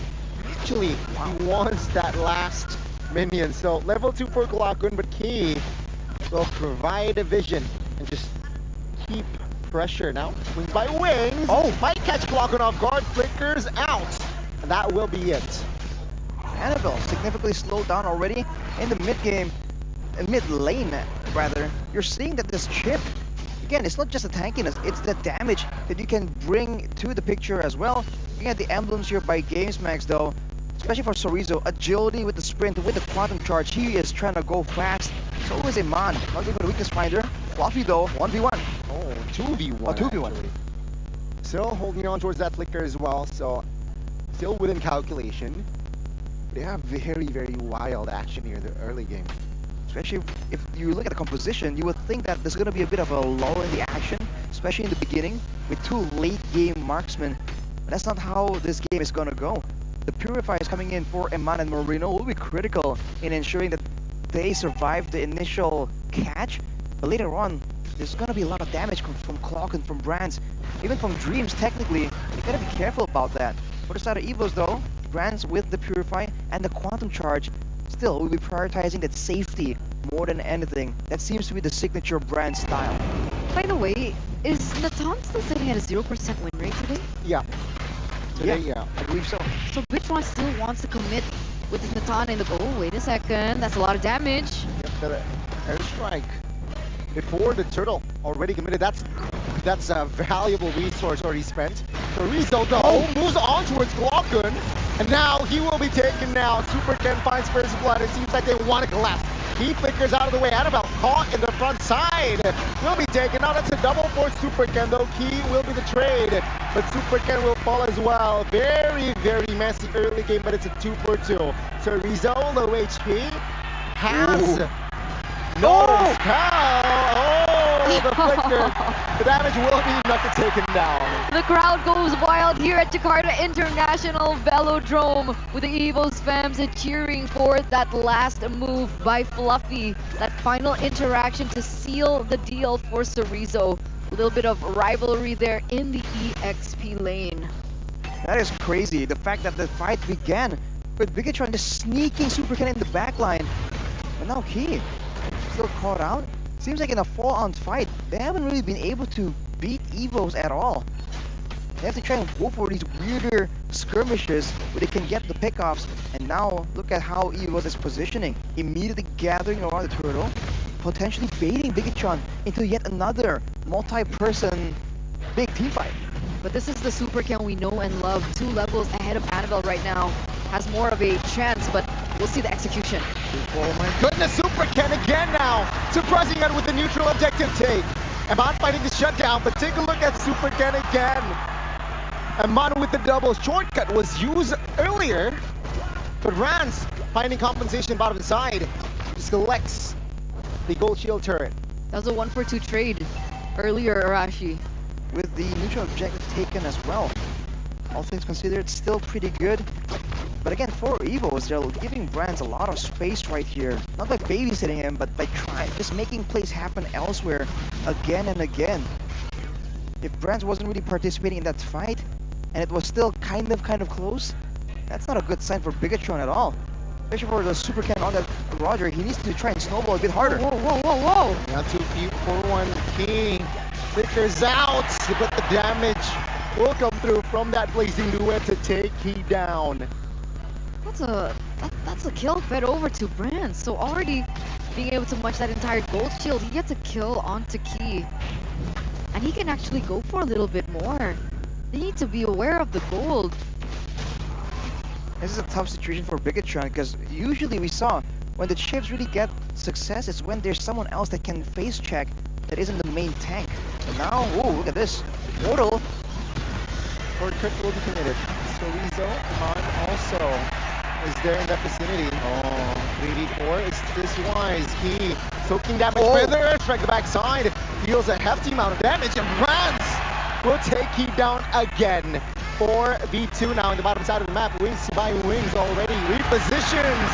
But Amon caught under the turret. That's another dub for the White Tigers. Amazing. So quick, so clean. Fast tempo as well. Meanwhile, Annabelle holding his own there in the mid lane. But there is a trade, ladies and gentlemen. Cerezo will be able to get that tower in the top. A little setup here for the next neutral objective take. Clock so low. That's the Predator airstrike bursting him down. As the neutral objective comes up though, Cerezo trying to deny Dreams, but he just stands his ground with Fluffy. Ken will collect the second turtle of the game here, so A-OK. Neutral objective wise for the red robots, but they're slightly behind on economy. Dreams though will jump onto V1. Fluffy Annabelle is there. Shortcut will not find anyone, but Super Ken finds a kill. Take a look at he's stuck in the middle of that fight. So Arizona will be the next target by Evil's Glory, but has not enough resource to take him down. That's a 1-for-1. And all the while in the bottom side, Brands is just doing Brands things. Evos is really matching to this global pressure. And it's just a confusing situation for Bigatron to be in. They have Cerezo that, in theory, with this build, with this emblem setup, wants to try and split, wants to try and go for 1v1s. But even with the global presence, Evos are always faster, in the right place at the right time. Annabelle. Whoa! Jumps on towards Miranda. Wings by Wings will be enough. Yeah, he survives. And with that, Evo's Glory will move on towards another objective bottom side. Take a look, Sorizo again. He took down the top turret and he took down the bottom. They're gonna commit to this 3v1. Fluffy, oh my goodness, penalty zone, desperate one. It seems like he will fall. Sorizo secures it, and also he might be greedy at another turret in the bottom side of the map. Playing the map very well. Meanwhile, Dreams looks to do the same exact thing. The pressure in the mid lane, but look, here comes Sorizo. Ooh. He manages to clear the wave. Evo's Glory, they know, they realize that 20 seconds, the First Lord will be up. Man, it's such a even game this time. Again, Bakito, he's been so annoying. Sorizo, sure, like, in terms of like damage output, it's there, but it's not as noticeable as the fact of how well he's been playing the map. He's been taking these turrets under the nose of Evos who, for the most part, enjoy grouping together and enjoy getting a advantage in these team fights, and they're capitalizing over it. They're punishing it. And looking at the goal disparity, actually now Bigatron, despite looking initially like they're on the back foot, these macro maneuvers have allowed them to get the gold advantage. But still, it doesn't seem like they have a solution to winning these big fights. So now they're going for the split push play, the combo, the Paquito with the chip, and they're using Moreno not to go for burst damage, it's for wave clear to ensure that he can clear the mid lane wave from a safe distance and deny the tower take. But look at the bottom side. That's almost Brands getting caught. But look at this play from Bigatron now.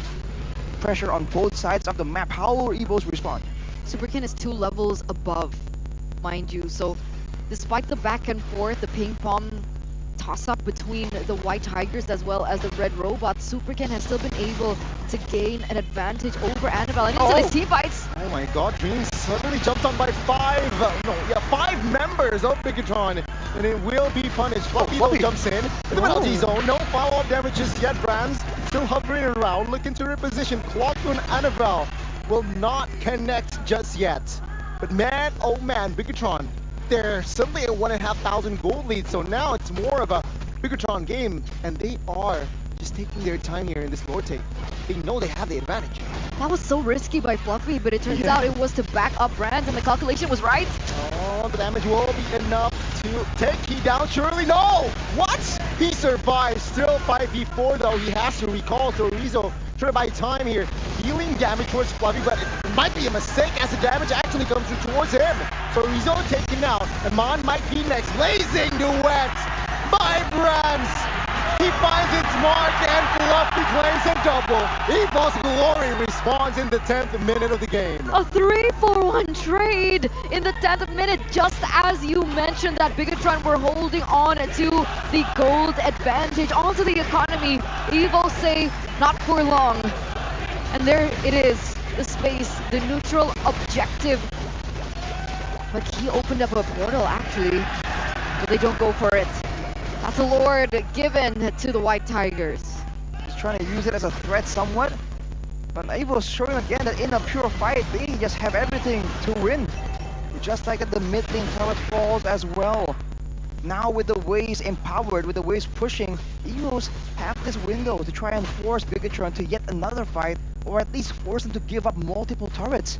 Despite the fact that they've been able to maneuver around and get an advantage with that macro play, right there, they just got roped into a fight that they really did not need or really want. Super can make some risky moves.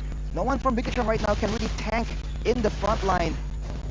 And that is something that is just such a big problem against the guaranteed almost initiations in the hands of Evos. And if you take a look at the player head-to-head here between Superkin and Annabelle, consistently always 2 levels ahead of Annabelle in this game. And I still find that so impressive, right? With the volatility of how this game is going, the fact that he's still able to retain that despite, you know, not getting the objectives. What's going on here with Bigatron? Well, they were able to let him fly really fast, being on the Roger with such good clear speed.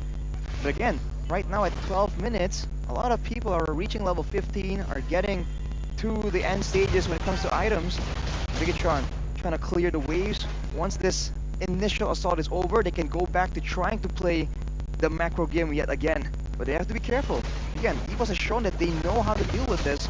As they go for this purple buff, Bigatron has no answer. I'm excited to see the mountains and the rivers in this game.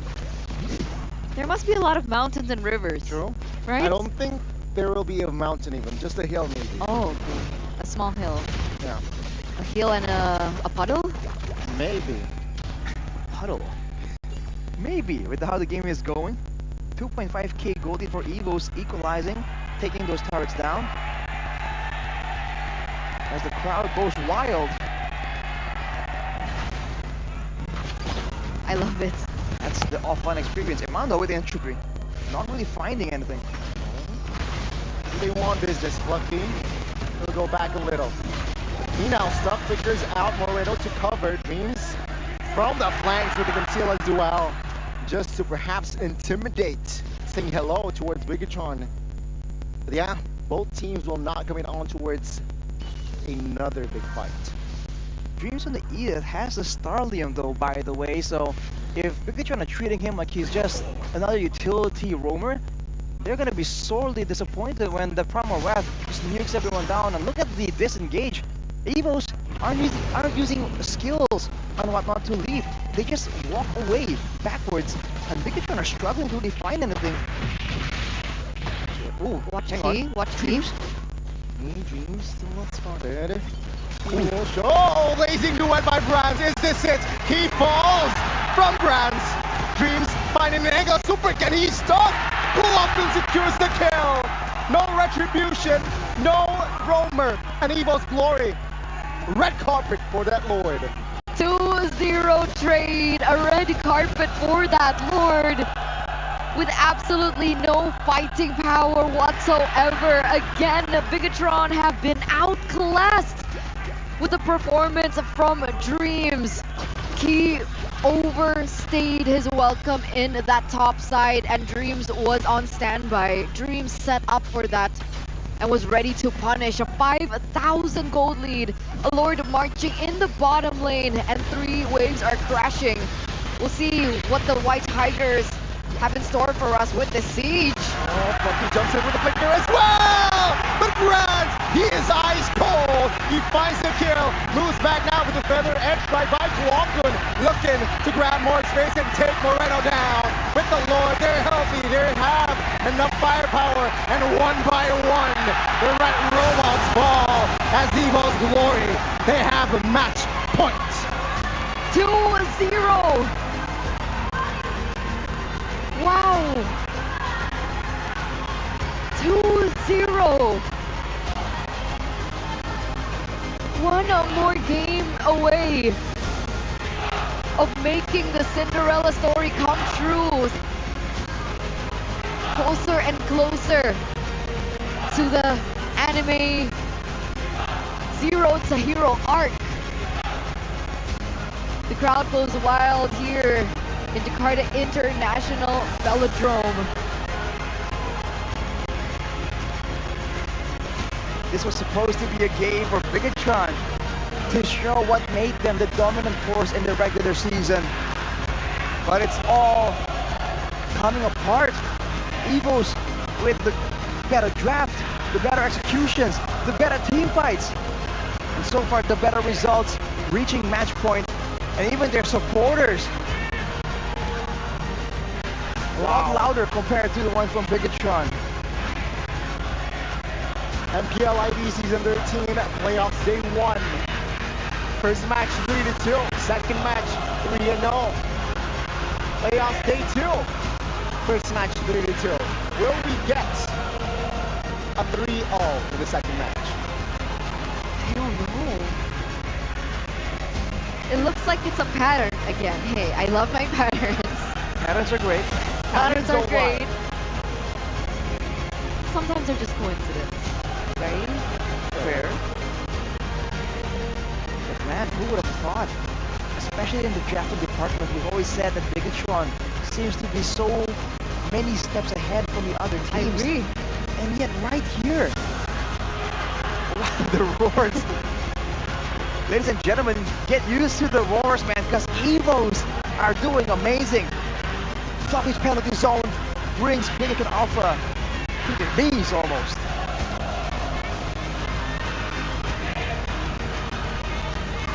I'm still quite surprised. I'm still shocked. I didn't think that it would end this way. There is still a possibility for, of course, a reverse sweep. So Evos needs to reset. You know, go back to the drawing board, clear mind, level head to be able to close this series 3-0.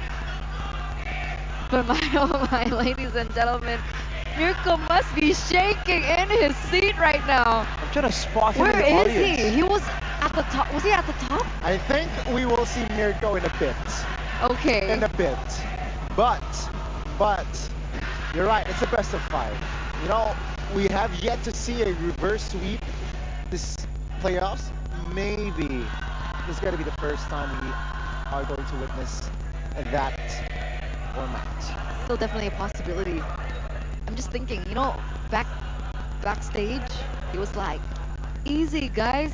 Oh, Eterna, you're not feeling well? That's fine. We're gonna go home early today, 3-0.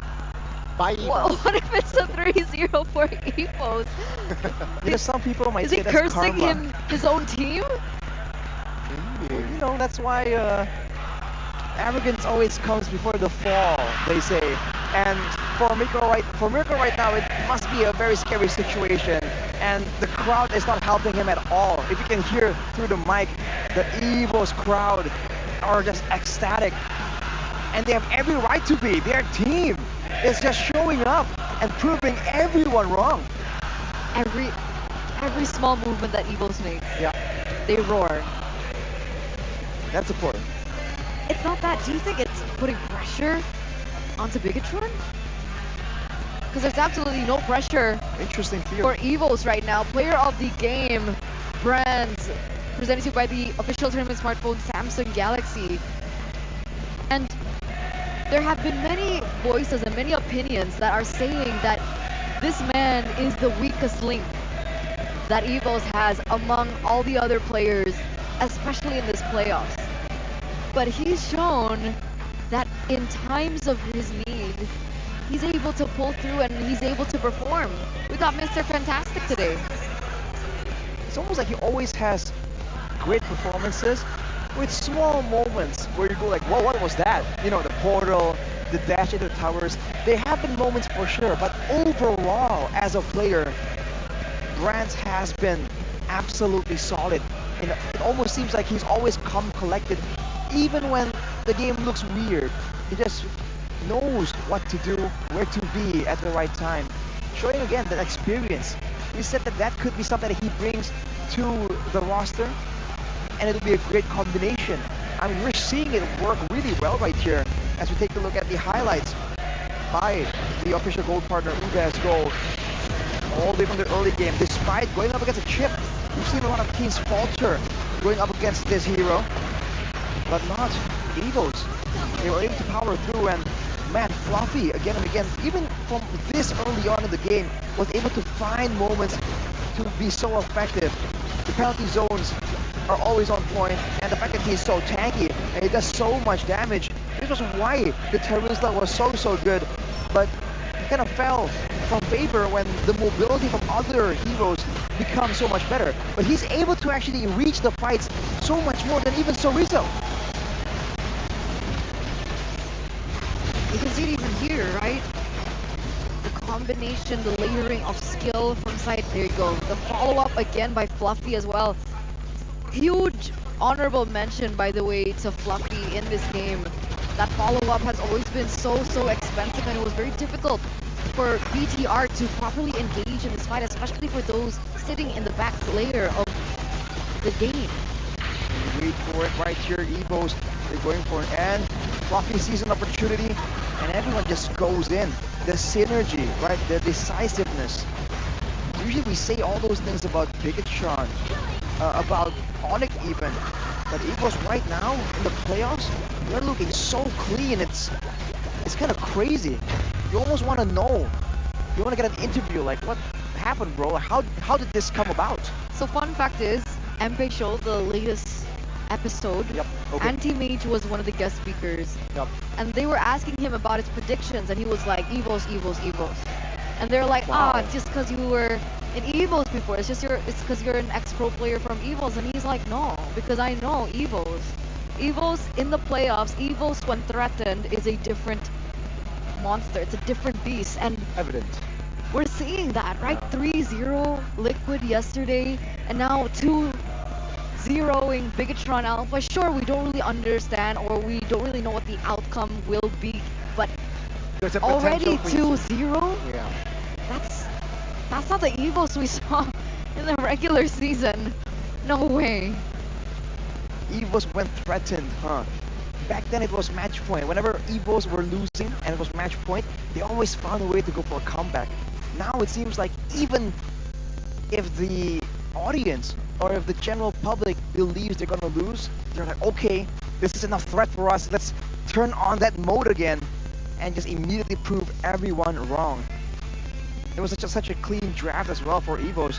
We talked again about the need for a frontline when you have utility. They go for the Edith, they have the Tarizla.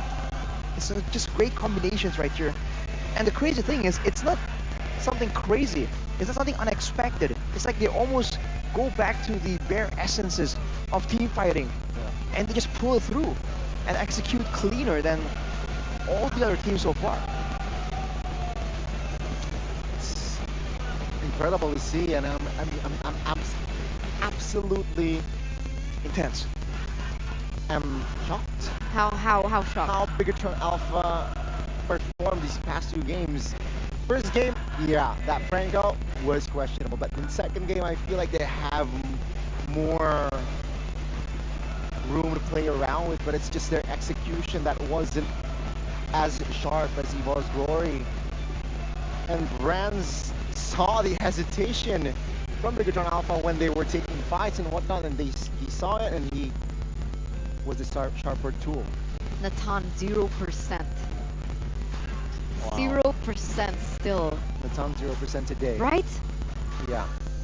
Was Natan at 0% as well yesterday? Yesterday? I think so. I don't remember seeing the Natan really win. I don't think. Because Eterna is confirming in It's her just- Eterna notes. it's not working out. And the crazy thing in particular for this match is the fact that the Natan has been picked twice now for Bigatron already. We thought that maybe the Roger was going to be an aggressive option for them to explore, but no. They went back to the Natan here, even though on paper at least they had the chip that wants to go for these big plays, wants to snowball. So it's almost like a different approach. It's like they want to try and get the best of both worlds, get the snowball going, using the portals, have a guaranteed late game if things don't go their way. Whereas Evos, they just kept going for it, like with a balanced composition. It's less gimmicky than Bigatron. Yeah, 0% win rate. Confirmed. The Natan. Day 1 and day 2. Day 1, day 2. Day 1, I don't think the Natan showed up. Okay. According to my quick scans. Eternapedia. The Eternotes. Eternotes. Eternotes. And Bigatron didn't win from blue side. Oh yeah. It was like about, what was it, 80? 80%? 80% more or less. And they've just been beaten at it. Especially for the bigger troopers right here, coming in with that feeling like, okay, our guys are gonna do it. They're gonna destroy. It has to be a tough situation to be in. And you are asking Eterna for the landscape, Yep. The terrain. the No, guys. topographical map. The real estate. Alright? I want to Where, know. where would your house be? I have no idea, honestly. Would I put my house in that middle of an island? Would I put it on an island? Maybe that's actually quite fun. The island in the middle, or is it the one on the right? Maybe. The mound. But this island, these hills, these small lakes, puddles, and eventually the Under the ocean water. is just representative SpongeBob. of the volatility. Hell. Yeah? No. Continue. No, it's okay. You can continue. No. It's making reference towards a. Yeah, SpongeBob. Who said SpongeBob? What? Yeah. because Gandhi was saying the- that let's put the house Yeah. under the water. Put a I'm pineapple like, in alright, the water. SpongeBob. Sounds good. Wow, I think we're gonna see Mirko in a bit. Okay. We should get like a segment here where Mirko gets asked for some some opinions. I think he has some very strong words. The man has a lot of strong opinions. I see him. I wonder how confident he's feeling right now, right? Because he's always been confident in Bigatron, even before Bigatron was in their current form. Why'd you stop? Hmm? Why'd you stop? Well, that's it. He's just always been confident, even when Bigatron is on a slump. Oh. I mean, he That's was it. feeling confident and his team went to the upper bracket, so maybe that same confidence can be, given to Mirko as well. But ladies and gentlemen, we are going to go on a short break before we continue the series to see the match point game. We'll be right back. Don't go anywhere.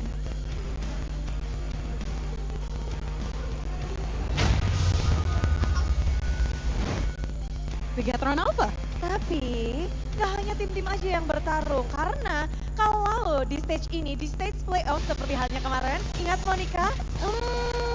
Kita punya Kidia Play dengan Johnson Race by Samsung Galaxy. Kita akan mempertandingkan perwakilan kita dari MPL melawan audiens di sini. Dan tentu saja, Apa tuh Bude? pada mau skin gratis nggak nih? Nggak ada jawabannya, sekali lagi dong. Super fans, mau skin gratis gak? Mau semuanya. Tapi dengan catatan harus bisa mengalahkan perwakilan dari MPL. Kali ini perwakilan dari MPL kita mau panggilin Monica. Wah, yang udah siap banget nih kayaknya ya, udah siap tempur banget. Langsung saja kita sama-sama sambut ada Mirko. Our English caster. Sorry, bukan. Ini bukan perwakilan MPL. Ini lagi Super Apa tuh? Friends. Apa? Oh jadi lagi Super mode Friends mode. Super fans ya. Halo Kita Super Friends, namanya siapa nih? Halo, nama saya Mirkitron Alpha. Bagaimana keadaan sekarang? Udah Oh sorry, nama saya Mirkitron Alpha. Mirkitron Alpha, nama baru ya. Ini Super Friends dari Bigatron, betul? Betul. Karena dari bajunya ya. Iya dari bajunya, betul. Buka ada lagi dari Nggak ada. Nggak di prank ini kita ya. Nggak di prank. Gak ada ya. Tapi kan ini apakah semangatnya semakin membara nih Mirkitron Alpha ini, apalagi kan ini Bigatron lagi tertinggal dan kita akan mempertandingkan Johnson Race dengan Mirkitron Alpha ini. Kira-kira mau menang apa? Nggak apa-apa deh, samain sama situasi Bigatron saat ini. Kayaknya kita menangin ya, biar bisa menang juga Bigatronnya. Oh. Jadi tergantung Mirko nih. Mirko, beban berat di punggung kamu. Sekarang Bude akan mencari satu audiens yang paling semangat. Bentar, kita akan melihat ya. Jadi dari kru MPL tolongin Bude dan juga Monik untuk mencari satu orang yang kira-kira bisa untuk melawan Mirko. Kemarin Goni kalah. Udah tahu kawan kau kalah kemarin? Tahu banget. Lagi nonton juga seru. Lihat Goni kalah. Oh, seru lihat Goni kalah. Iya. Tapi lihat juga kepedeannya Goni di awal. Pede banget kayaknya, senang gitu. Soalnya dia pemain tank, pemain roamer, jadi udah tahu gimana Mike Johnson kan. Kalau Iya, Mirkitron, Kalau gua pemain god lane, jadi pasti lebih jago dari Goni lah. Bentar, Johnson Gold Lane? Ada yang pernah main? Mungkin nanti bisa dipakai. Tapi mana nih? Mana ya? Di mana? Sudah ketemu belum? Mana nih yang bakal menjadi perwakilan dari audiens untuk bisa mendapatkan skin gratis untuk semua yang hadir di sini, semua yang mau redeem. Dan wow, penantang Mirko sudah hadir di sini. Halo, siapa namanya? Fikna. Kamu player Johnson? Enggak sih, biasa God lane gitu. Sama-sama gold lane nih. Sama-sama gold lane, tapi Bisa jadi God. bisa Johnson. Siap untuk melawan Mirko? Siap. Siap. Dan inilah dia, kita akan langsung saja. Kalian akan bermain 2 lap saja, tapi dengan rute yang berbeda. Jadi rutenya itu nanti akan kayak segitiga. Dan kalian sudah tadi harusnya udah lihat belum tadi? Nanti akan kita akan Kita tampilkan lihat inilah lagi. dia. ini dia maps-nya nanti akan membentuk segitiga dari start point-nya, kemudian ke base-nya, dan muter lagi untuk 2 lap. Jadi yang berhasil 2 lap pertama yang menang. Makin susah nggak nih Mirko dari Goni kemarin? Enggak sih, gampang kok harusnya. Masih aman lah ya. kalau gitu kita akan bersama-sama countdown. Ini menentukan nasib kita semua nih, yang ada di MPL, yang ada di playoff untuk bisa ngedapetin skin. Kemarin pasti yang udah pada dapat udah bahagia, senyum-senyum. Namun sekarang kita count bersama-sama dari 5, 4, 3, 2, 1. Start!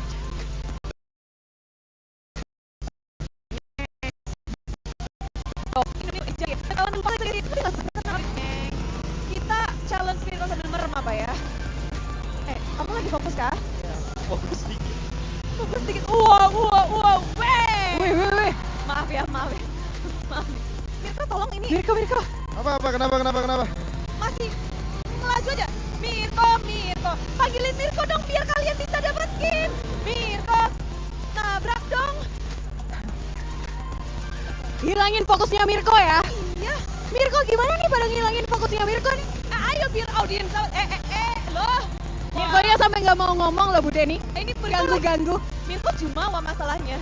Jadi mau dikasih skin atau enggak? Mau lah. Wah, ayo dong Bang. Ingat rutenya nggak Bang? Ingat. Kita itu aja. Ikut Mirko. Rutenya nggak perlu muter-muter. Ke base masing-masing. Muternya ke base masing-masing. 2 ronde saja. Apakah Mirko Loh, sudah Itu sampai? kenapa muter-muter? Mirko, apa yang terjadi itu muter-muter? Gak apa, mau kasih waktu aja mungkin buat para viewer dapat skin gitu kan. Wah, ini masih 18 detik lagi nih masalahnya. Ayo, masih bisa nggak? Bisa semangat. Bisa semangat. Bisa semangatnya. Bisa menang nggak? Nah, Bisa menang. Bisa menang. Ayo, maju, gas, oke. loh. Recall. Ada apa nih Mirko? Sorry, kepencet. Kepencetnya nggak bisa tahu, mulai ngegas. Dan siapakah yang akan memenangkan pertarungan ini di Johnson Race? Ini dia play kita, tentu saja ngegas. Jangan lihat aku. Lihat layarku. Itu Mirko, ini layarku. Lah. Udah distract. Maaf. Distract. Ini demi skin untuk seluruh pengunjung MPL loh. Oke, ini lagi semangat aja dulu. Lagi semangat aja dulu. Kayak Mirko fokus banget deh. Ini ganggu dulu deh. Mirko. Gimana tuh? Bisa menang nggak? Susah nggak? Oh, gampang banget sebenarnya, tapi mau muter-muter aja.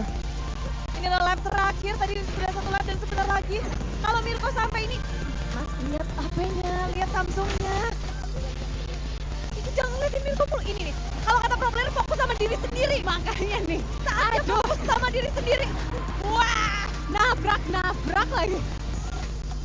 Loh ini ketemu loh akhirnya Betul. jalan bersama. Waduh. Loh, Mirko. Oh, Loh. jalan Bang. Ayo, siapakah yang akan menjadi pemenangnya dan siapakah yang akan menjadi pemenang? Dan putaran terakhir. Oh, dan ternyata hasilnya dimenangkan oleh Mirko. Wah, setelah ternyata tadi udah finish line-nya. Udah finish. Bentar. Bang. Kayaknya Ingat nggak nggak? mau berhenti main nih. Ya, Kita bunuh dulu. ayo. Udah menang Mirko. Aduh, Mirko nih kayaknya jiwa kompetitifnya apalagi ngelihat Bigatron kayaknya mau nyemangatin Bigatron nggak ya makanya menang ya. Pasti dong, harus reverse sweep. Harus reverse sweep. Tapi kalau kunci kemenanganmu hari ini apa nih? Kunci kemenangan main Johnson. Main aja sih, nggak ada kunci kemenangan sih. Main Yang aja. penting lebih jago dari Goni. Oh benar juga. Goni. Kemarin menunjukkan bahwa dia lebih jago dari Goni. Gimana hari ini? Lumayan deg-degan. Lumayan deg-degannya ini kekalahannya karena aduh beban berat nih harus ngasih skin gratis nih buat audiens di sini apa karena gugup nih ngelihat Mirko. Lebih ke arah deg-degan kedua-duanya. Takut sama Mirko juga, takut sama semuanya ngasih skin kan. Tapi nggak apa-apa. Sekarang kamu bisa kasih semangat loh buat tim kesayanganmu. Siapa tim kesayanganmu dan boleh kasih semangat. Sama juga sih sebenarnya di BTR. Cuman aku lebih demen sama Eman sih. semangat ya, Man. Langsung dirangkul sama Mirko pas tahu. Jadi Mirko, Besti gua ini harusnya gua kasih menang loh. Iya, ya. Tapi sudah selesai. Dan hari ini kita belum bisa membagikan skin, namun masih akan ada esok hari atau lusa atau di hari grand final, karena setiap harinya akan ada hadiah play, ada Johnson Race. Jadi buat kalian yang ada di sini, jangan sampai kalian kelewatan. Siapkan dirimu untuk bertarung untuk mendapatkan skin gratis untuk kita semua. Dan sepertinya yang nggak sabar juga pastinya para player dan super fans semuanya untuk menyaksikan seperti apa lanjutan permainan di game ketiga match point untuk Evil's Glory. Siapakah yang akan mendapatkan game ketiga? Mari kita beri semangat untuk Bigetron Alpha dan Evil's Glory.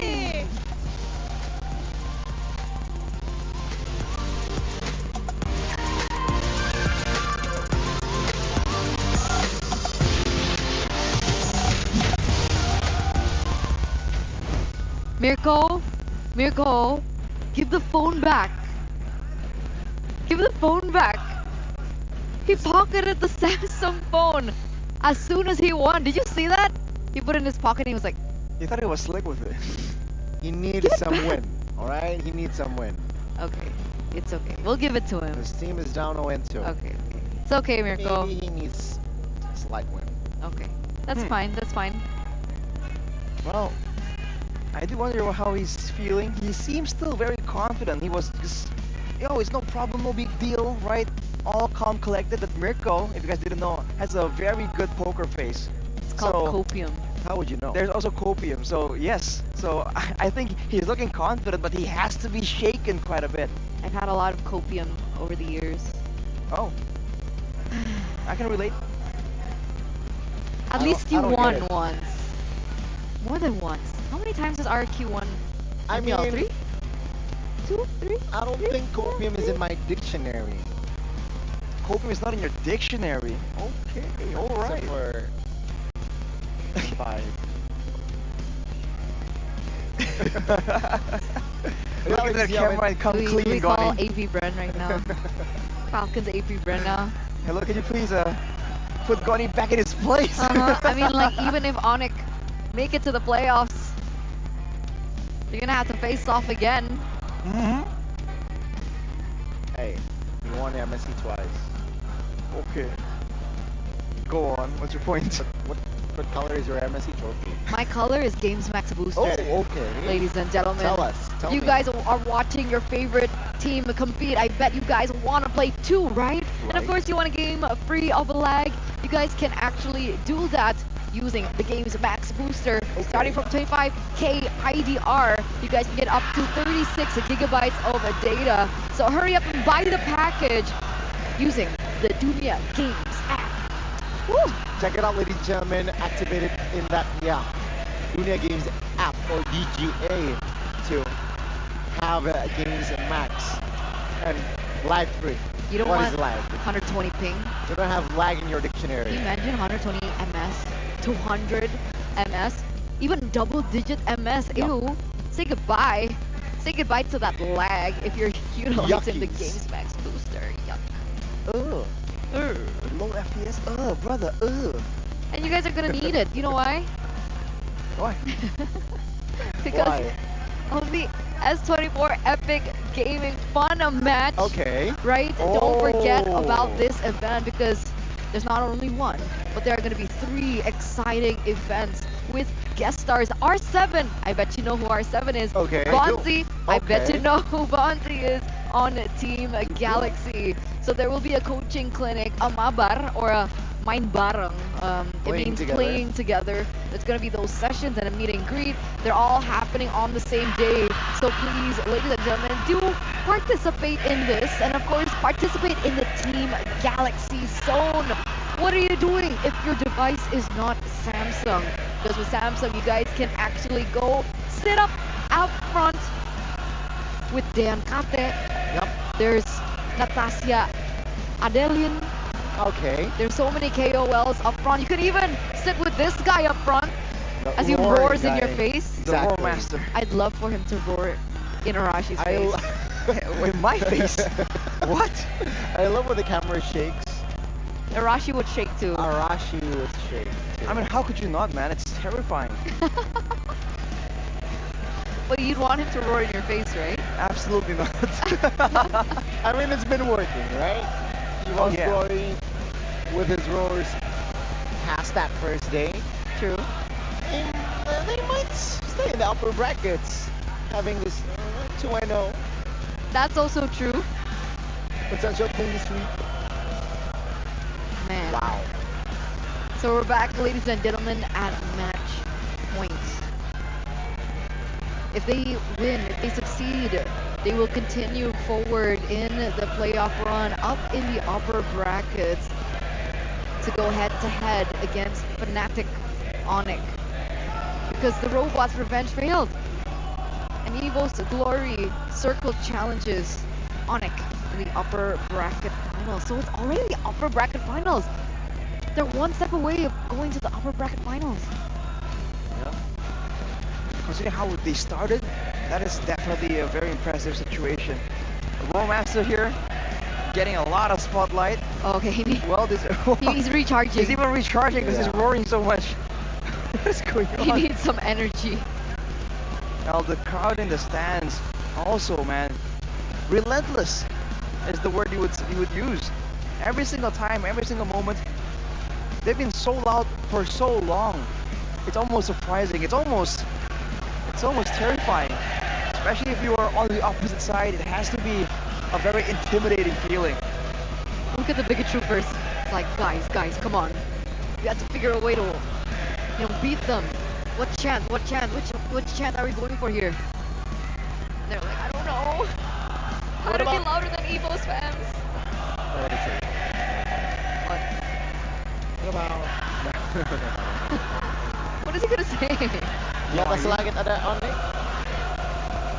Di atas langit ada Bigatron. That's Miracle's favorite song. Yeah, he sings it every day.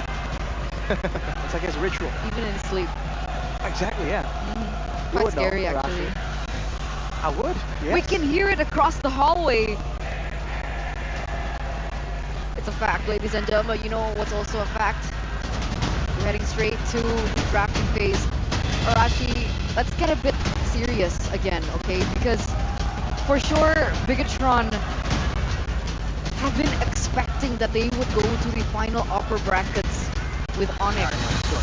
And at some point meet again in the grand finals. So what has been going on? Is there something that they need to fix here in the drafting phase for them to extend this series a bit longer? Well, in the first game, the Herald definitely stands out as a problem. And the second game, that's where we had our eyes on the Natan. Like, okay, why is this Natan so prioritized? So we'll have to see. Right now, Bigatron once again got their hands on the global presence, but Eagles has shown that they can deal with it, right? So now it's up to Bigatron to make changes, try and find a different formula, even if they want to go with the age-old global presence here. Whereas for Evos, Claude and the Fredrin once more. Earlier it was a Valentina, and it really seems like Bigatron might have felt like that Valentina was a big problem, so they banned it away.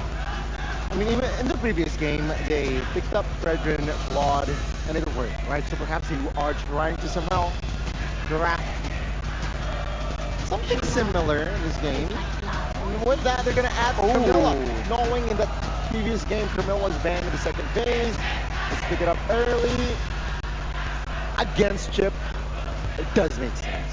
They were the first team to actually come up with this Camilla in the Rome, in ID, obviously, as a counter toward this chip. But we've seen that Valoisky can maneuver around that quote-unquote counter. So with Key as the pilot behind this chip, there is still a loophole for this to still work out. But what I find surprising is that the Angela has been completely ignored. Despite it being the keys to victory, we talked about it backstage. It was actually banned out in the first 2 games, but here, completely left open, ignored. You just haven't seen the same kind of playstyle, right? The one man with the hard guard demolishing everything. So maybe that, if someone like that pops up here in the drafting phase, the Angela can be more prio. but instead of the Angela, they ran with the Yutong Bigatron, hinting at a vulnerable backline once more. The Roger, this time, certainly will go to the goal lane due to the boxer presence, but with Bigatron, sometimes you never really know. You would not. Okay, Evo's Glory, straightforward. They want to ban the mid laners out here. Pyramus and as well as Gord here. The Gord. They're strangling Moreno. For Moreno. Let's see. It's a great pick, especially if you're going to try and force the chip to not be able to roam around by using wave clear. That Gord is a very good option, so it won't be available. And the Tyra ran away for Bigatron. We haven't seen this in a while. What's the plan? What's the plan with the Dairoth men here? Do they think that Annabelle might utilize it in the jungle? You know, flex the Fredrin into the EXP lane? Do they think it's going to be placed in the EXP lane? You might be thinking it might be Fluffy, right? Fluffy has those crazy pocket picks in the EXP lane, and against the Boxia, that could be a bit of a problem, for sure. That being said though, this could be a chance to bring out the Angela in the mid lane for Bigatron, right? It doesn't seem like the worst of ideas, considering the composition with the Roger, with the Boxia as well. Now with the Novaria though, any kind of surprise ambush playstyle from Bigatron will be nullified quite a bit. It does help with vision, for sure. It's Novaria, but what? Oh! What? Okay. Sicilian, a debut pick for Moreno. This is a signature Bigatron pick from back in the day. Yeah. I mentioned it earlier on Yeah. when we were talking about how Bigatron loved to play in the late game back from Season 7 up until the change in roster because of the signature Sicilian pick in the mid lane. And we're seeing exactly that. But it's so vulnerable. It's so susceptible in the early game. Clearing is also an issue in the early game because of the mana usage. It's going to be quite interesting to see what emblem that this is for. And it will be accompanied in with the CC. Evos will close it off with a Paquito. Arashi, your thoughts on the Sicilian pick? Definitely dangerous looking at the composition right now. With the chip as well, there's going to be moments where they enter the portal and the Sicilian will be right up close and personal to a lot of those danger sources of threat. If you want to look at the previous game, the way Bigatron was playing it out, macro play and solid wave clear in the mid lane, it can be used that way, but compared to the Farsa, less mobility, less burst, but I guess later on, there's that late game super scaling potential. It's almost like Bigatron can't really win in a snowball, and they're setting their eyes to go back to their roots and take this game to the late stage. The early game didn't work for them, the mid game didn't work for them, and now they're going to be banking on the late game.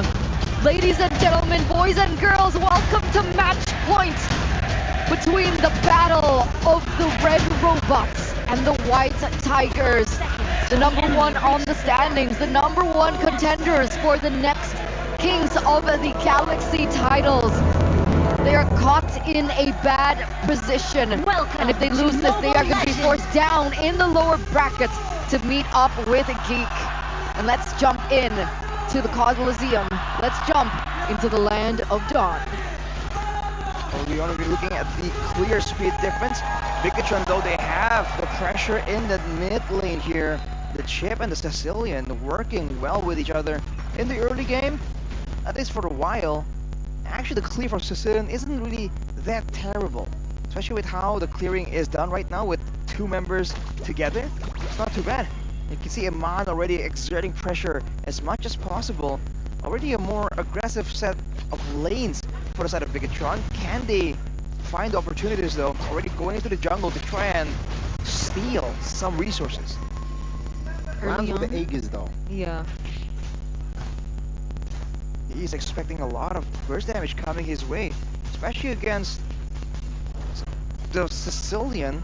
That could be the reason why he went for it, but Man, that is definitely unusual, but look at this. Oh, Annabelle, 1v3 situation. Blockun will not be able to do much, but there you go. So he survives the vengeance, collects the first blood, and get out. Whoa. Oh, they want more Moreno. Bigatron, old school Bigatron, right? With that Sicilian, add more kill to the board. Interesting situation right here with the Sicilian. We were thinking it might be a late game angle for Bigatron, but that Sicilian has been a lot more active and actually a lot more effective right here in the early game. Able to spam out the bad impacts like that certainly is a big plus when you're in a big skirmish. Without stacks though, we weren't expecting Moreno to be able to do that much damage. But with that pressure, with that success, now they're immediately going for the neutral objective. But being chunked below 50% of its HP. But with that, Supercat will collect the turtle, no problem. Oh, another invasion. And Annabelle will go down for the second time this game. Wow. 2,000 gold already. 2.5 minutes, and you can see here just a lot of action. Bigatron, they're not messing around here. Game 3. They're falling behind. And Annabelle, who was very late to that level 4, and he was still even focusing on his own buff. And Supercat being able to very, very easily pick up that neutral objective. Very interesting. We mentioned this, right, with the Sicilian, that perhaps they would bank on towards the late game. Did Annabelle steal it away? No, okay, Annabelle still gets it. Supercat now caught in a no man's land. Let's see here, receiving a lot of damage, taunted and taken down, blazing the wet though with the Aegis. Will somehow assist to take he down. Now, top lane, Amon in wolf form. Branson teams trying to make things up here, trying to set things up. Amon still able to sustain the damage, and there you go. Evos found compensation in that trade. Whoa, hang on a minute. Who got that purple buff? Denied from Supercan. We'll have to wait and see, but Evos, it seems like they were on the back foot for a while, but this is what happens. They just find a way, find the momentum to go in. Brands though, might be the target here. Wait a minute, shortcut just in time. And with that, Bigatron collapse on towards Rans and Annabelle again. 2 members down and out. 1,500 lead already established for the red robots. It's jumping back and forth, but Bigatron definitely have picked up the pace once again with Key on the chip. The fact that it can facilitate these cross-map play and that movement has been very, very valuable for Key to set up these ganks. Meanwhile, Dreams already on the way to help Brands out in the lane. But again, Bigatron using this as a distraction as they start to set up for the neutral objective. Supercan's already there. Moving around, but in the flanks, Fluffy is looking for an opportunity. Annabelle, though, takes the aggression. Almost taken down for the 4th time there.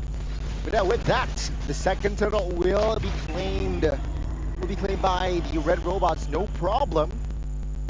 5 minutes in, it seems like it's a Bigatron game already even with a Sicilian in their comp. Now they're gonna try and maintain that kind of pressure and really look at Key and his positioning. Actually waiting around for the next big play, the next big opportunity. And even in the goal lane, the fact that Iman is now independent means that they can be more active. But Sorizo baiting out Fluffy. Oh, the conceal as well. He helps out with the shortcut well again. And Moreno will secure that kill. The first turret in the game will be taken out there in the bottom side of the map. A scaling Sicilian is not the best of Sicilians that you want to see, right? 2-0-4. And that's gonna keep on scaling. He's gonna keep on getting those stacks, and that's a problem. The faster he gets to those items, the more important that it is to shut him down. And so far, the White Tigers have not been able to do that. So Amon is not only the looming danger that Bigatron have right now, they also have Moreno. Look at how Bigatron are playing it out. They've been cutting waves left and right. And Key coming here to try and back Amon out, but that's because the shortcut can be used relatively soon. But they're going to make it play for the purple buff though. 2v4, this is not it, man. Key finding the kill, another as well. Annabelle, 4th time down. Now, Klokun actually under pressure. And the mid lane turret is also very low here. things are not looking very stable for the side of Evo's Glory. Top lane, they want to commit, they want to collapse on towards Brands, and they get it. So Rizzo finds the killing spree. They're not letting them breathe whatsoever. It's a complete turn of events for game number 3. 4,000, 5,000 gold lead now. Wow.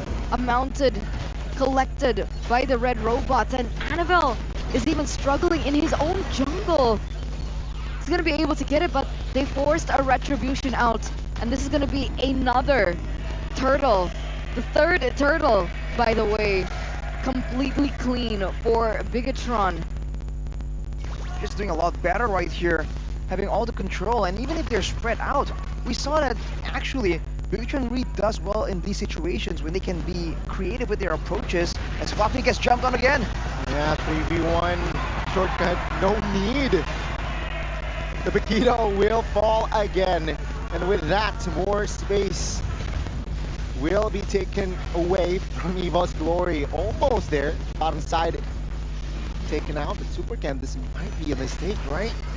No, they will commit alternate Supercan, no help whatsoever. Prism's Wrath desperately, a little bit too ambitious there, and punished severely by Evo's Glory. They finally get a little bit of a trade back, but even then, that's only onto Supercan.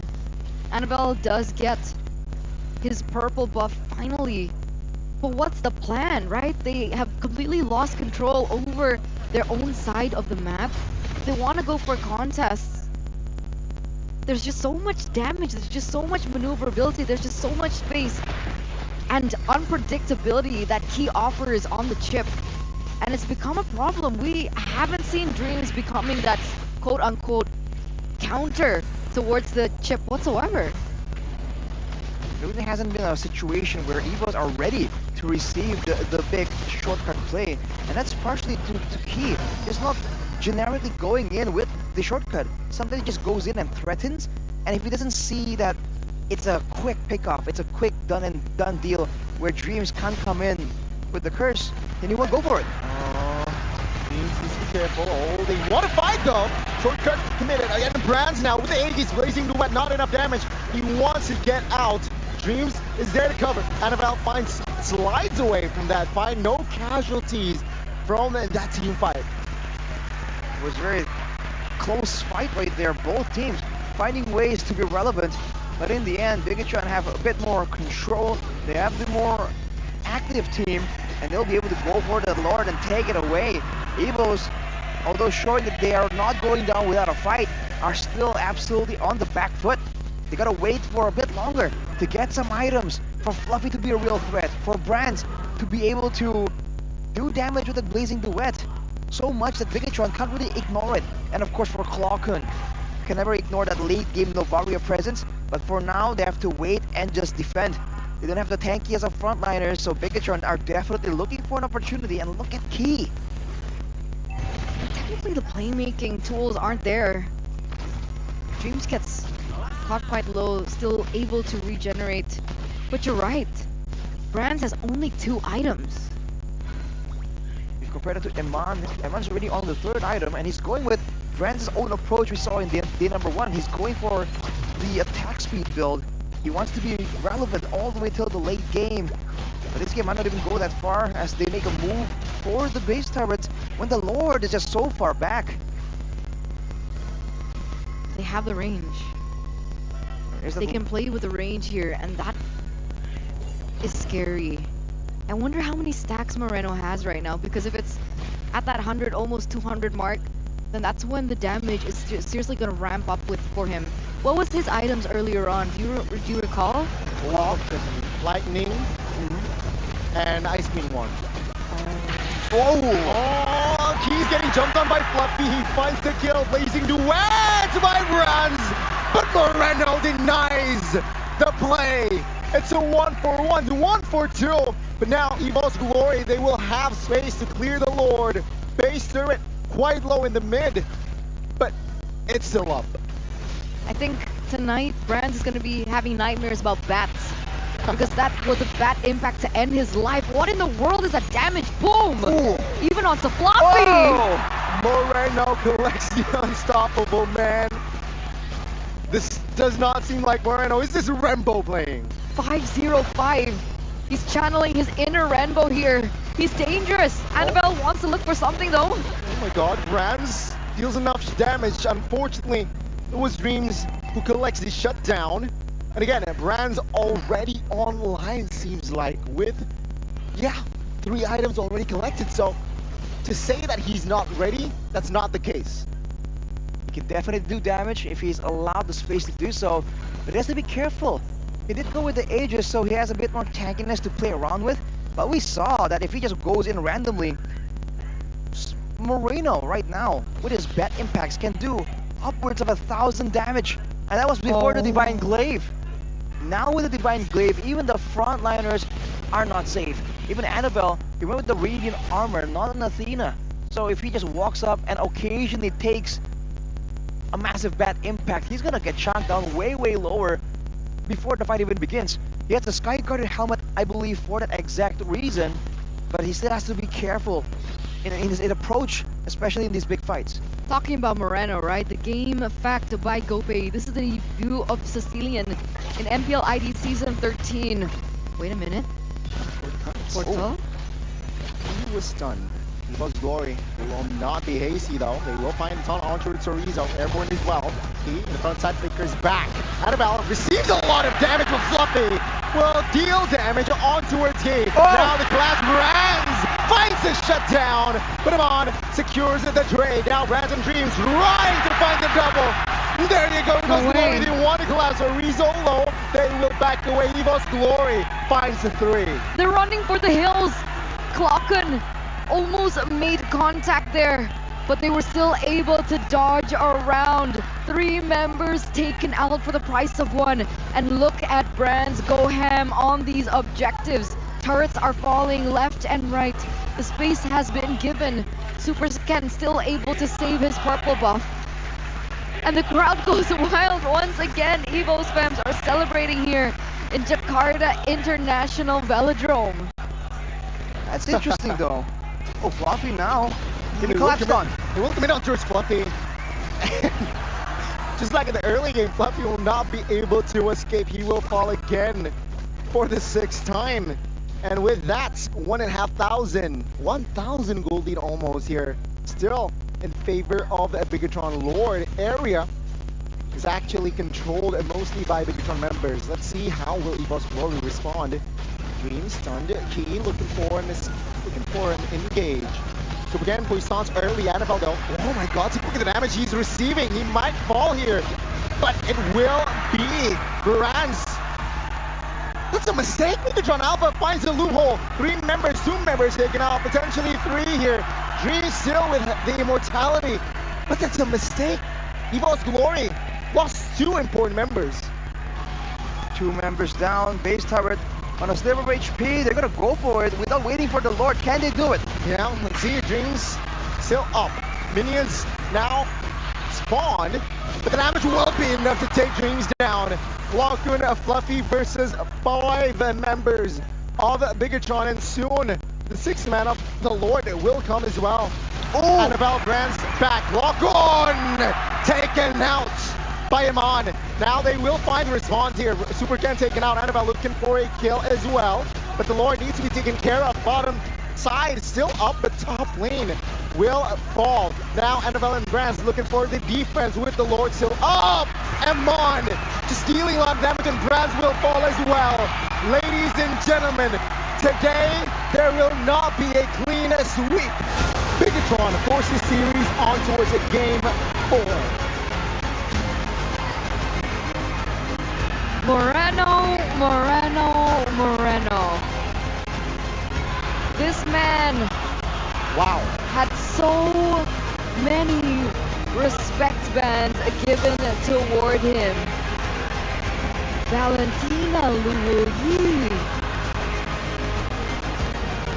They took away his heroes time and time again. And he suddenly pops off in what potentially was the last game in the debut of their playoff performance. And they bring out a Sicilian and it works? Going old school, ETR. With the old school build as well. Why not? If it works, it works. And just like that, an insane turn of events. Evos, despite moments of brilliance in that game, were absolutely shut down by the Red Robots. This is a pattern. We're talking about patterns again and again. There is a chance, absolutely, for a reverse sweep right here. A lot of pressure now for Evos to try and regain that momentum. Bigatron are the ones on fire. Things are looking very nerve-wracking for both side of EVOS. There's still match points, but Bigatron, what a response. In Grand Finals Season 7, it was Bigatron that were leading. And then Evos came back after that 2-1. So could we be seeing a repeat of history, but on the opposite sides? Could it be a 2-0 lead for Evos and Bigatron completely reverse sweep? Opposites today for sure. Even the Sicilian, supposedly late game hero, was just doing work all the way from the early game. What is going on with Mobile Legends right now, man? Nothing makes sense. It's, yeah, I mean, just the coordination, right? I feel like he also deserves an honorable mention. He enables a lot of plays with that shortcut. The ganking, top lane, bottom lane, all isolated members technically, and that was just a free kill. That's the foundation of Bigatron's game plan. Yeah, he was so valuable, right? He facilitated for so much pressure on the map that it actually allowed the Sicilian to scale. The Sicilian that was piloted by the player of the game for that particular game. And it was insane, right? Presented to you by the official tournament smartphone, Samsung Galaxy.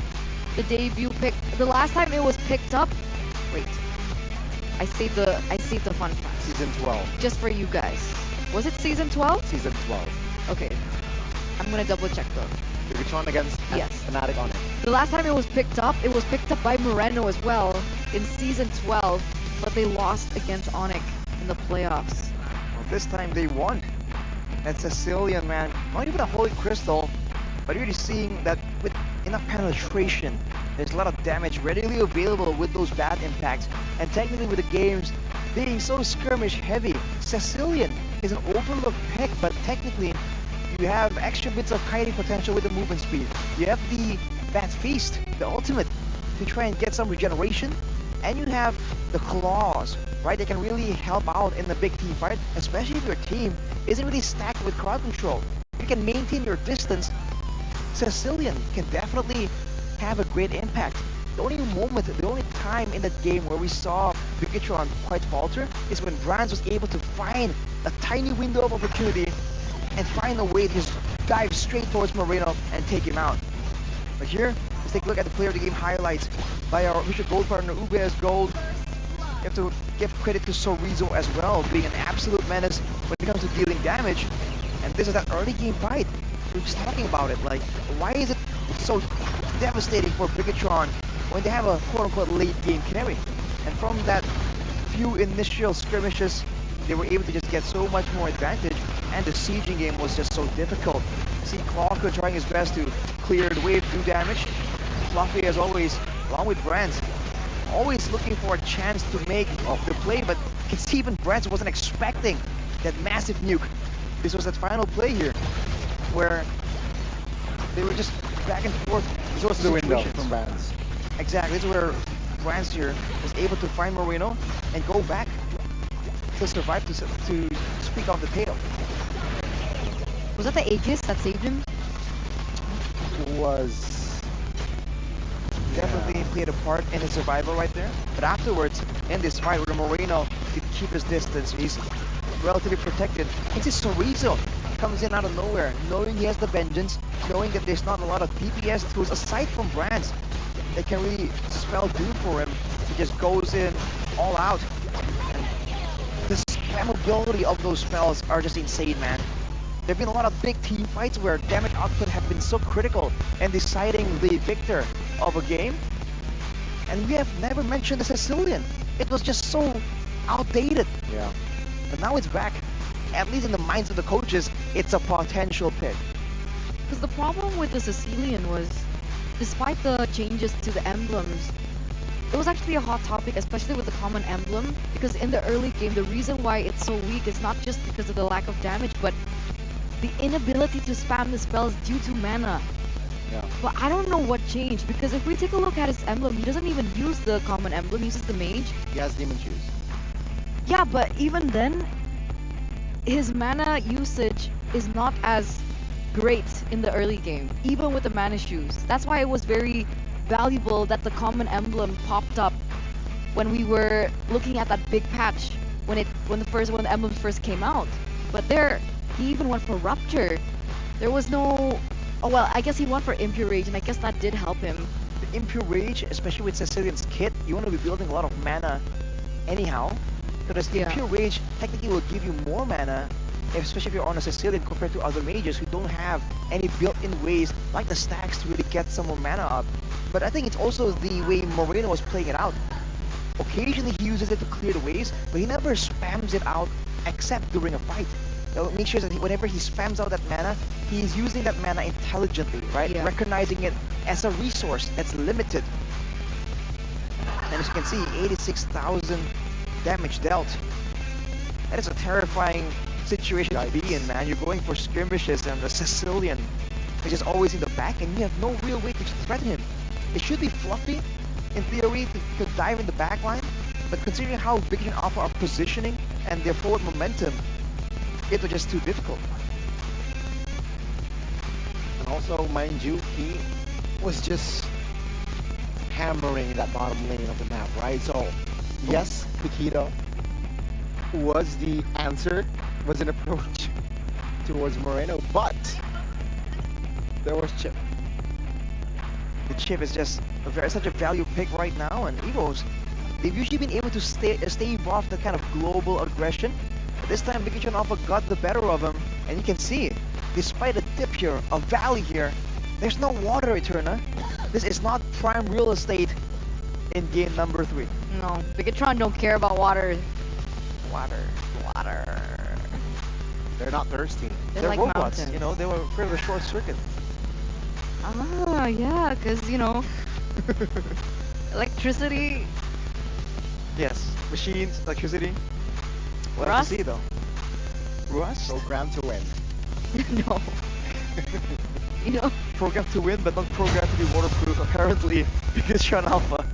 I'll be dreaming about bats tonight, ladies and gentlemen, if I was Brands. I mean, there's still a point. Right. It's not all over yet. Oh, yet? Woo! It's not over yet. Okay. It truly isn't, but we are going back. Well, we are still at match point, essentially, but... And, you know, Evo's third team, I don't think momentum is necessarily important for them. They've come back from even worse scenarios. They were 9th. They were 9th. It's not even 0 to hero, it's minus to hero. Right. I think both these teams have that mental fortitude to really go through like a long, arduous best of 5, especially in these playoffs. So I really don't think that even at match point you can kind of discount one of these teams, right? We just seen it earlier. Even though they're actually behind in that game, mentally at least they should be pressured. But no, they find these strategies, and turns out they still have an ace up their sleeves, which causes you to wonder, why hasn't it been shown earlier? And how many more does Coach Cassian have at his disposal? These I are know big what he has. sleeves he has. I know what he has up his sleeve. Oh, what is that? Slow reveal. You may... Okay. Somebody took the class. Oh no! No Who way. stole it? But, I ladies and found it. gentlemen, It's mine now. Outplayed, Goni. You should have known better. All right.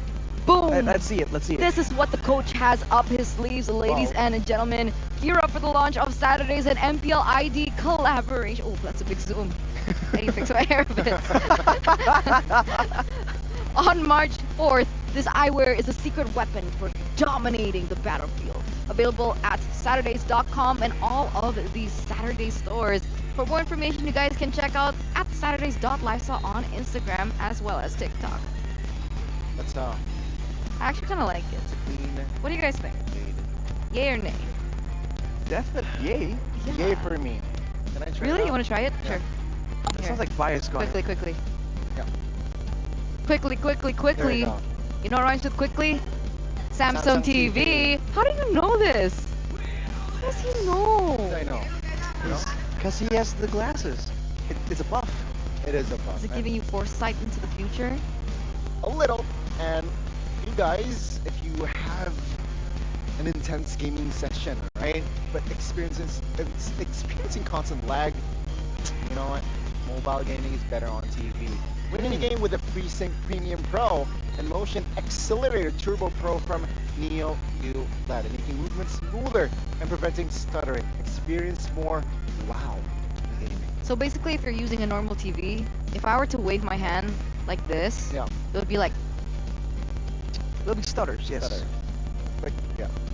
But with Samsung, it's like this. Do you see it? Did you even see me wave? No?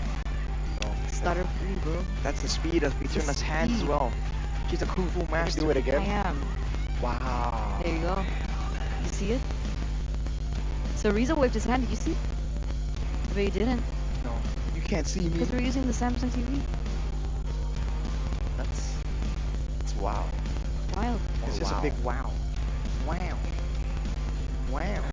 Previous game recap though, that's a wow amount of damage coming out of Sorizo, right? Moreno of course was on top, that's no secret.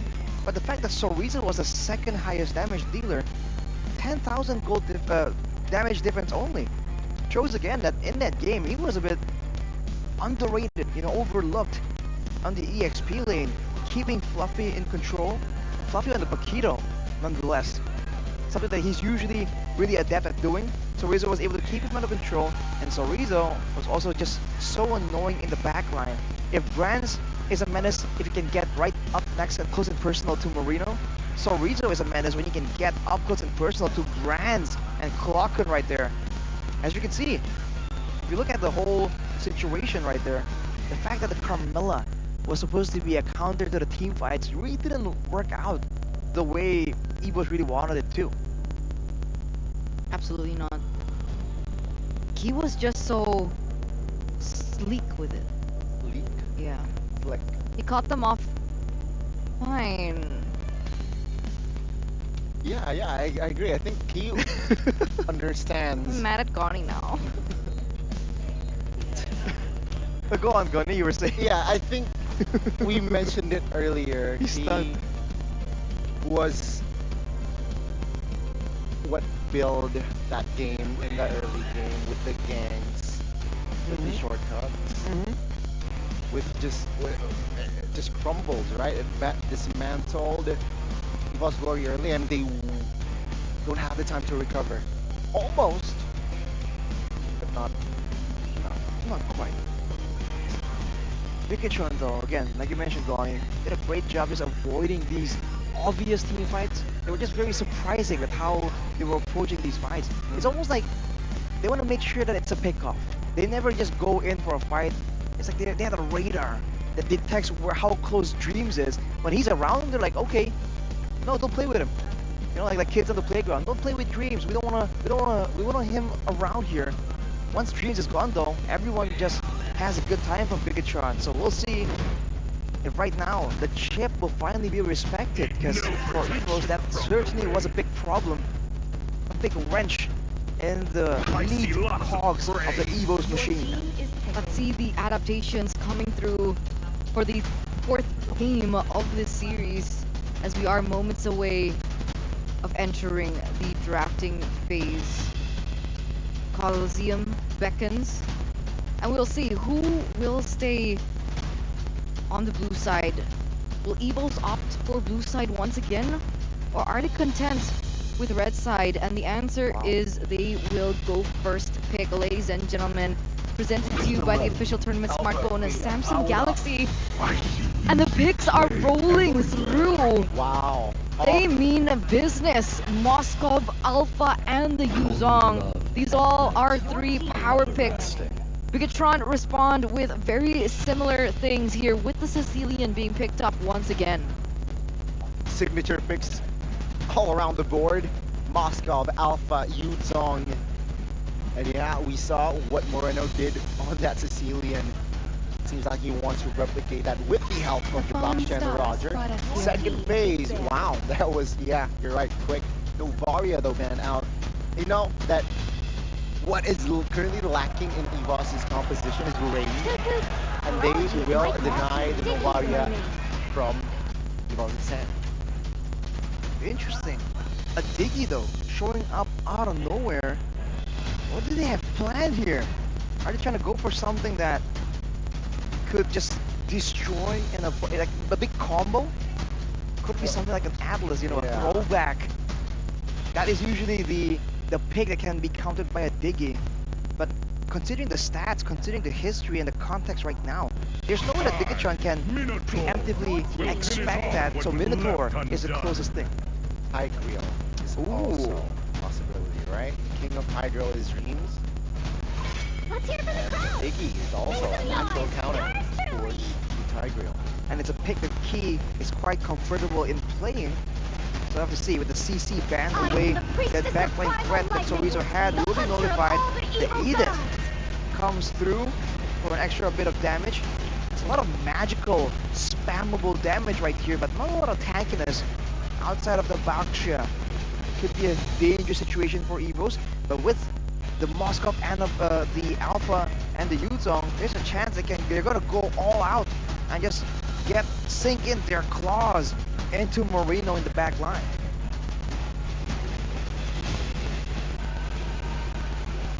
So let's see here with the comfort picks.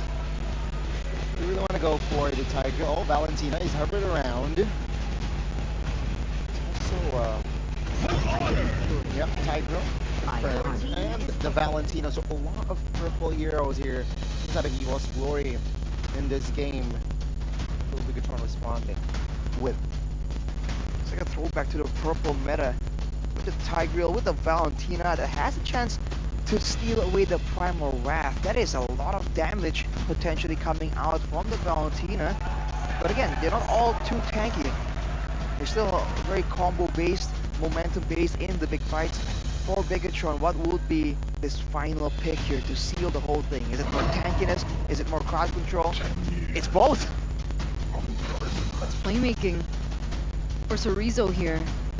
We're gonna see exactly how this works out, right? Because with the very quick Roger and Baxia pick, that Alpha is gonna be able to counter it. And we've seen Annabelle be able to perform so well on the Alpha as a counter towards this Baxia. And we've seen it become a very big deterrent to not just Baxia players, but we've seen it against the Barats. We've seen it against quite a few utility junglers, and it works out. The last time he picked up his Alpha, he was able to get a Maniac in the early stage of the game and eventually lead up to a Snowball. What are your feelings? What are your thoughts on this draft? The draft index was showing that Evos had an overwhelming advantage in both the early, mid, and late game. But for Bigatron, I think it comes down to the execution. If they go for a proper on-off team fight, if they can mitigate the initial jump from Evos, then they'll be fine.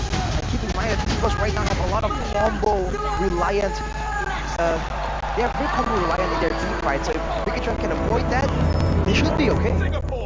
The Sky Kings have done it in match number 1. Will the Red Robots, the number 1 contenders, be able to do it in match number 2? Will they be able to force a game number 5? Ladies and gentlemen, match point still for the White Tigers as Bigatron look to go for the reverse sweep. Teams again being aggressive in the early game, and the little contest getting more and more scary. But for now, seems like Super Ken actually will be clearing just that much faster. And right now, looking at the emblems by GamesMax, Brands with the tenacity, he knows that he is definitely going to be a target. He wants to be in the front, dashing forward just to get extra bits of damage out. So we'll have to see if that will end up being critical in his safety later on.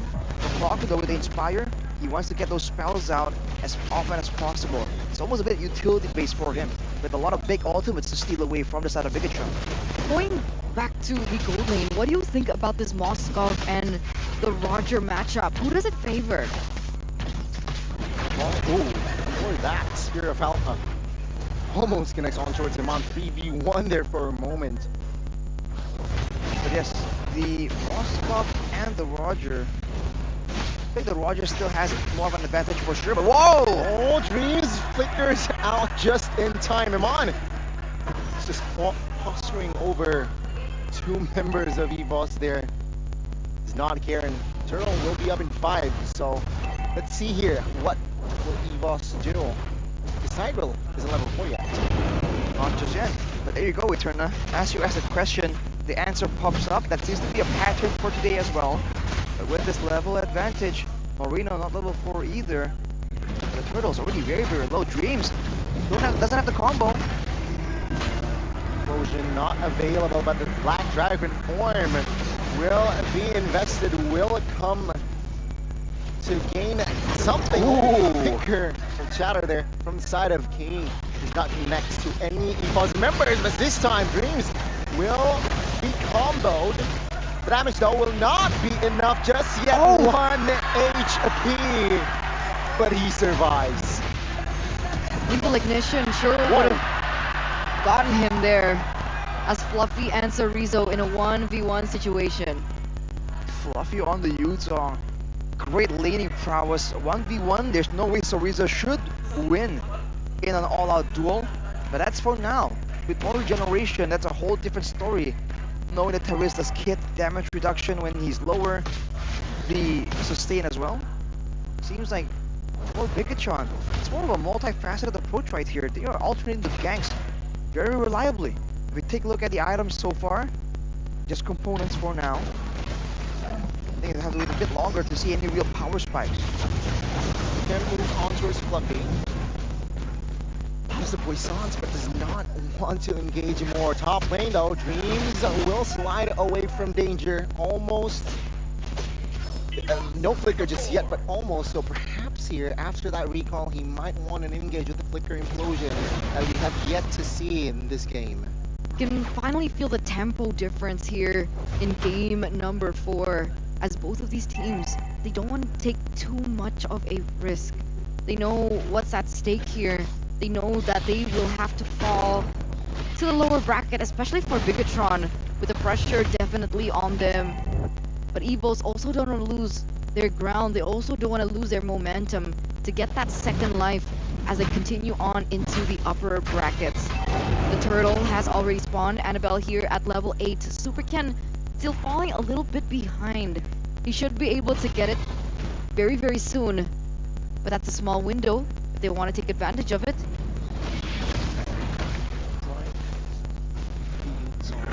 Is aware of that potential engage. And, well, Bigatron, they are moving on towards that neutral objective. They will take their time. Dreams has that flicker implosion. I'm sure that is in the back of their minds of Bigatron Alpha's Rockland. From another angle, there you go. They engage. 2 members knocked up, crowd controlled, and but Dreams actually first one to fall, so Rizzo collecting the turtle. Fluffy will be the trade as well. Now taking a look at Rizzo moving on towards Fluffy. That's 3 members from EVO's Glory down and out. So Rizzo, on top of that, is able to get the neutral objective. EVOs lose right, left, down, and center. And they get another turret in the mid lane to boot. That's a lot more map pressure that they can work with the Boxia already circling around, already rotating towards this top side. Brands, the only thing he can do is try and defend. But even that will cross inevitable. Wow, man, Bigatron from out of nowhere. An all-out win, 3 kills, along with the neutral objective. That will be something that EVOS has to try and wait for a chance to recover from. The damage coming in from multiple members there just caught them completely off guard. If they want to go for a big play, it has to be comboed in perfectly. They don't really have the same kind of tankiness, especially for Annabelle. If he wants to stay out in the front there and sustain that damage, he needs a couple more items, man. There's no way he can do it for now. 0-1-0 so far. Bigatron have been doing a very good job at not allowing that snowball from happening. A 3.6k gold lead, and it looks like Bigatron want to pick up the tempo once again. Dreams looks for a play onto Iman, but doesn't commit onto it. Instead, Iman is still going to be able to clear very quickly, actually, as Super Ken is on the move. Yeah, Super Ken again looking for a possible opening, but Chorizo defensive penalty zone here. Annabelle trying to find the true damage, finds it, and secures that kill. Top lane, yeah, Dreams knows that Iman has that Purify, so just committing all to that explosion alone, it's really not worth it. Though, yeah, the last turtle will be up, and for now, Bigatron Alpha just has all the space in the world for that turtle pit. We're just corralling around the bottom side, but oh, implosion! Oh, implosion on towards no follow-up damage though, and Dreams will be punished. Eva's Glory, they move, they run for the hills though. Fluffy looking for a flank, will not commit on towards that dragon form, but Bigatron Alpha again winning on trades. Dreams gets taken down. He gets the implosion play, but the follow-up is not there. Break that down for us, Arashi. What happened? Bigatron just do so much damage that they just nuked down the neutral objective, and Evos, they were preemptively expecting someone to go to the far side of the map to try and clear the lanes out, but it turns out Bigatron just went straight for it. Because of that, they were late to the party, and they had the Yutong too far away to really make a difference. And right now is the exact opposite. Immediately you see Chorizo on a Terizla going on the bottom, cutting the waves, baiting a response, but at the same time, the rest of the team invades towards the jungle of Evos, and so the response, the reaction from Evos is forced out of them. They are forced to go into the jungle where Chorizo can get a free turret. Conceal play nearly over onto Brands, but it was only just to zone him away to be able to allow Iman to get that turret in the top side. Now they're playing it carefully. They're playing it safely. They're waiting for the next neutral objective, but 36 seconds left for it to spawn. Dreams on standby to look for that proper opening. Clockgun has opted to go for Edith's ultimate here. Primal Wrath, that's a lot of damage, but they have to make sure that the fights are on their terms. If Clockgun right now goes in for it on a big play, whoa! Committed to play. Keep in mind Moreno has the purple buff, so yeah, he's ready for a big fight. Eva's Glory, question is, are they ready? Let's see though, seems like they will just clear the orange buff, and even Bigatron Alpha, they know that they will not take unnecessary fights. They will move themselves towards, rotate towards the Lord area. Brands is falling so far behind. Only 2 items so far. He's 2 levels below of Iman at the moment. Oh, Flicker cancelled from that implosion, and Moreno will deal a lot of damage towards Dreams. Though Chorizo will be the trade. Annabelle secures it. Take a look at Iman and Fluffy top side. As Annabelle collects a double, the Lord now, it's actually free for Annabelle. Surely Super Ken zoned out, but the damage will be enough for Annabelle to collect the triple. Fluffy will secure Iman. That's 1, 2, 3, 4 members down and out. 4-2. And the problem is, despite that trade going in favor of the White Tigers, Moreno is the one that picks up the shutdown. So there is still a bit of an advantage that Bigatron have picked up in that entire exchange. Wow. But of course, Bigatron, they lose the tempo, they lose control of the game, and they lose that turret in the mid lane as Evo's Fluffy already on standby here to maybe make a play to open up information, gather all that he can get. 1.4k gold lead now slimmed down for the red robots. The unfortunate thing for Bigatron is that they have a lot of damage, but it's skill-based, it's not targeted. And for Evos, a lot of their members are just so mobile. Dreams, of course, with the Sacred Hammer, but Brands, Clockgun, Annabelle, and Fluffy all have a dash built into their kit. Now Super Ken tries to threaten for an engage. But that's the problem when they jump on someone, when the fights are ongoing. Moreno is having a hard time landing a lot of these bad impacts. Even in the final sequence of that fight, if he landed one or two of those bad impacts, he would have secured the kills on both of those members of EVOS. But they were just a bit too jumpy all over the place, and that is something that he needs to try and keep in mind next time. And if he can build for a Ice Queen's wand, that could be the solution. Conceal play earlier on. I thought they were going to go for it. Falcon does get the primal wrap, however. Okay! Oh, he knocks two members up, Annabelle being one of them. No? Black Dragon form just to have more space towards backside though. And Rikidron Alpha, they realize that they have more HPs. They might commit and bait out the whereabouts on EVOS Glorious' side. Let's see though, Fluffy jumps in. Here's dive towards the back. And Megatron, they also just reposition, hovers around, looking for a possible angle. Conceal from Key now, looking for a member. Not quite connect just yet though. EVOS Glory also here is just patient. And with that, Megatron Alpha saw no window. They will back away. Do move outside. Moscow will show on the map. What will Megatron decide to do? They will force that fight. So with the flicker cancelled. Fear of destruction is there! And Bronze will find its one! Finds the triple! And Flocon secures the Lord! EVOS Glory! Don't count them out just yet! They're going ham, they're going in with everything they've got. EVOS come back in the game. They get the neutral objective. Look at the timers. Look, as Moreno is the only one left standing. He's dealing the damage. Can he defend this alone? Snips. He wants blood over Moreno. But the main base shall be the main objective. Ladies and gentlemen, Megatron Alpha will go down to the lower brackets as the White Tigers.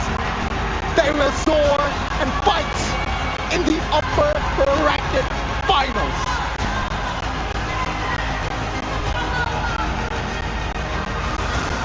EVOS Glory! EVOS Glory. Our very own Cinderella story. Who would have thought the outcome of this match going negative in the points of the regular season, clawing their way into the playoffs, clearing Liquid Aura, one of the tournament favorites, and taking them out of their playoff run, and now they bring down the #1 contenders of MPL ID Season 13 down into the lower brackets. One team, one voice, one family.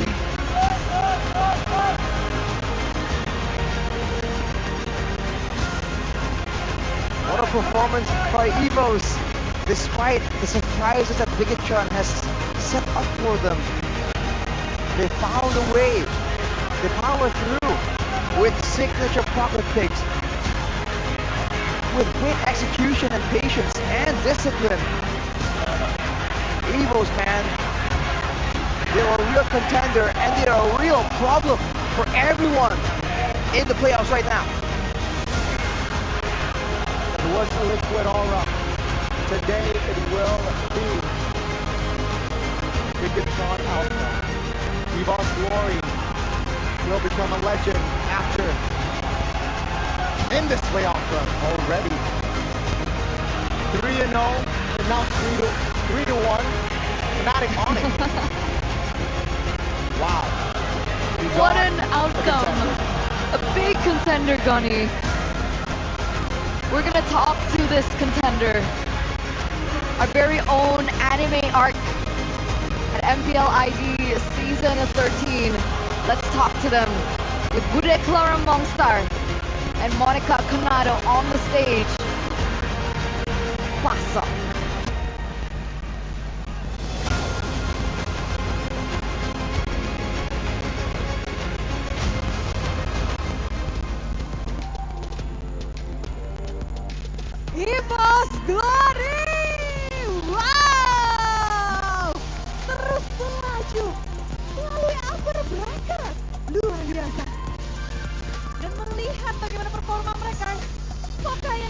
banget tadi.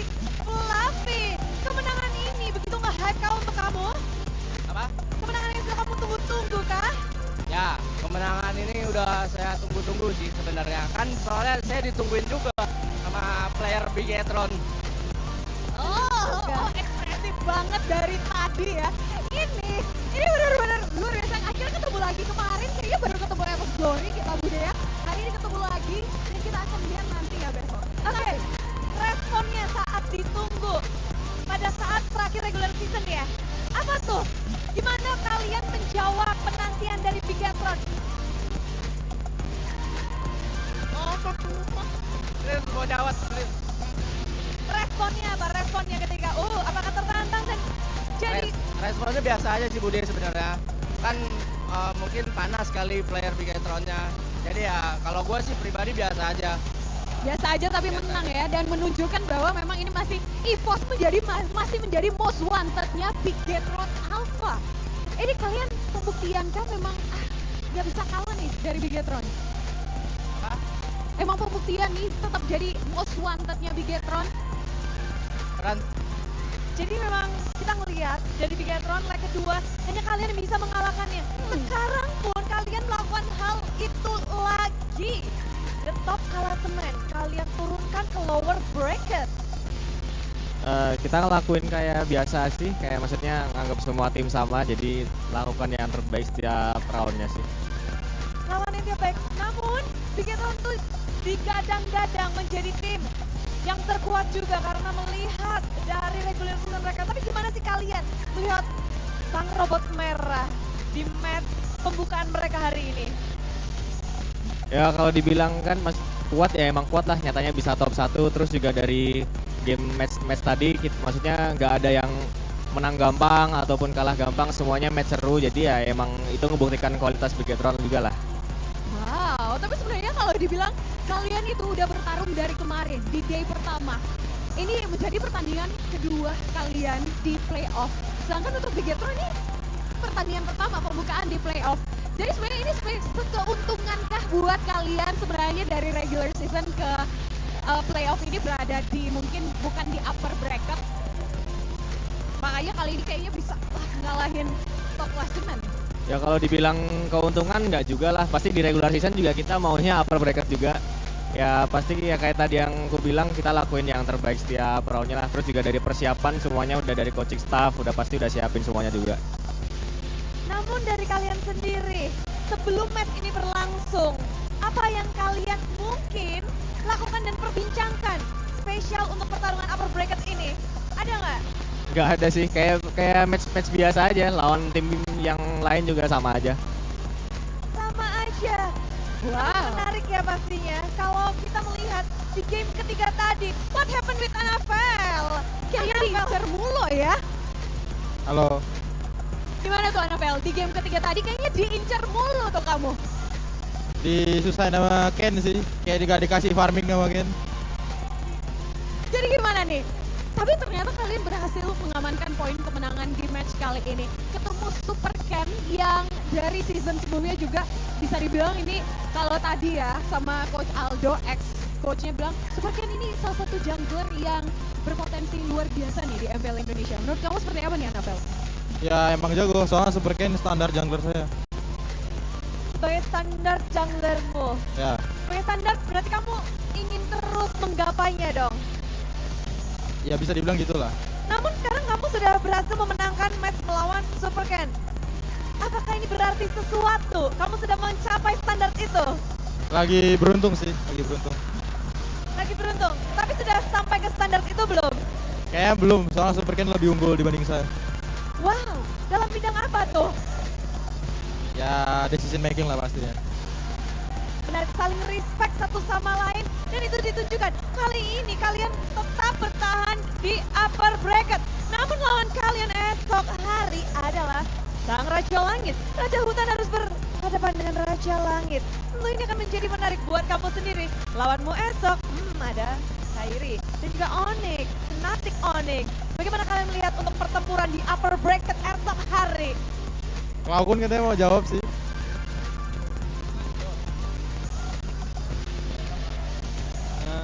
Kalau Noni kayak begitu.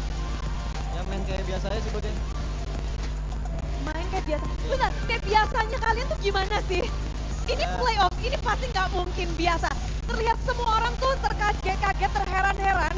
Dengan bahkan kemenangan kalian ini aja membuat banyak banget orang berteriak. Ya main kayak yang udah kita latih di spring sih. Ya. Namun ada pressure nggak sih melawan Sunsguard? Apa? Ada pressure nggak untuk Nggak melawan ada. Sunsguard? Nggak ada. Nggak ada, karena kalau kemarin kan katanya Cloakun God. Benar nggak sih Cloakun? Nggak benar. Tapi Dreams, bagaimana nih persiapannya? Besok ketemu Raja Langit nih, yang udah tripit champion nih. Mungkin apakah masih sepercaya diri hari ini kah? Apa ya? Kayak saya dapat satu tim kan udah main aja. Percaya, itu kuncinya. Ya mungkin kita bisa melihat bahwa kali ini EVOS terlihat sangat solid. Belum lagi lihat EVOS Frames dari tadi bernyanyi, kali ini memberikan lampunya, memberikan lightnya. Tolong EVOS Glory, mereka ingin mendengar sesuatu dari kalian.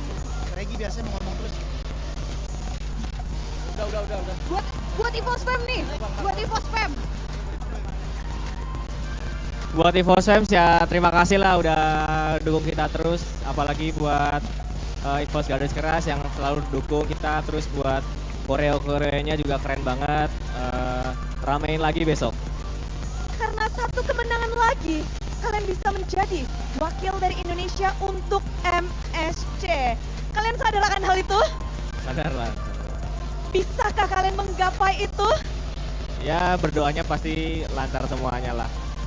Dan mari kita doakan untuk kelancaran pula untuk kemenangan kali ini dari EVOS Glory. Sambutlah sang EVOS Glory.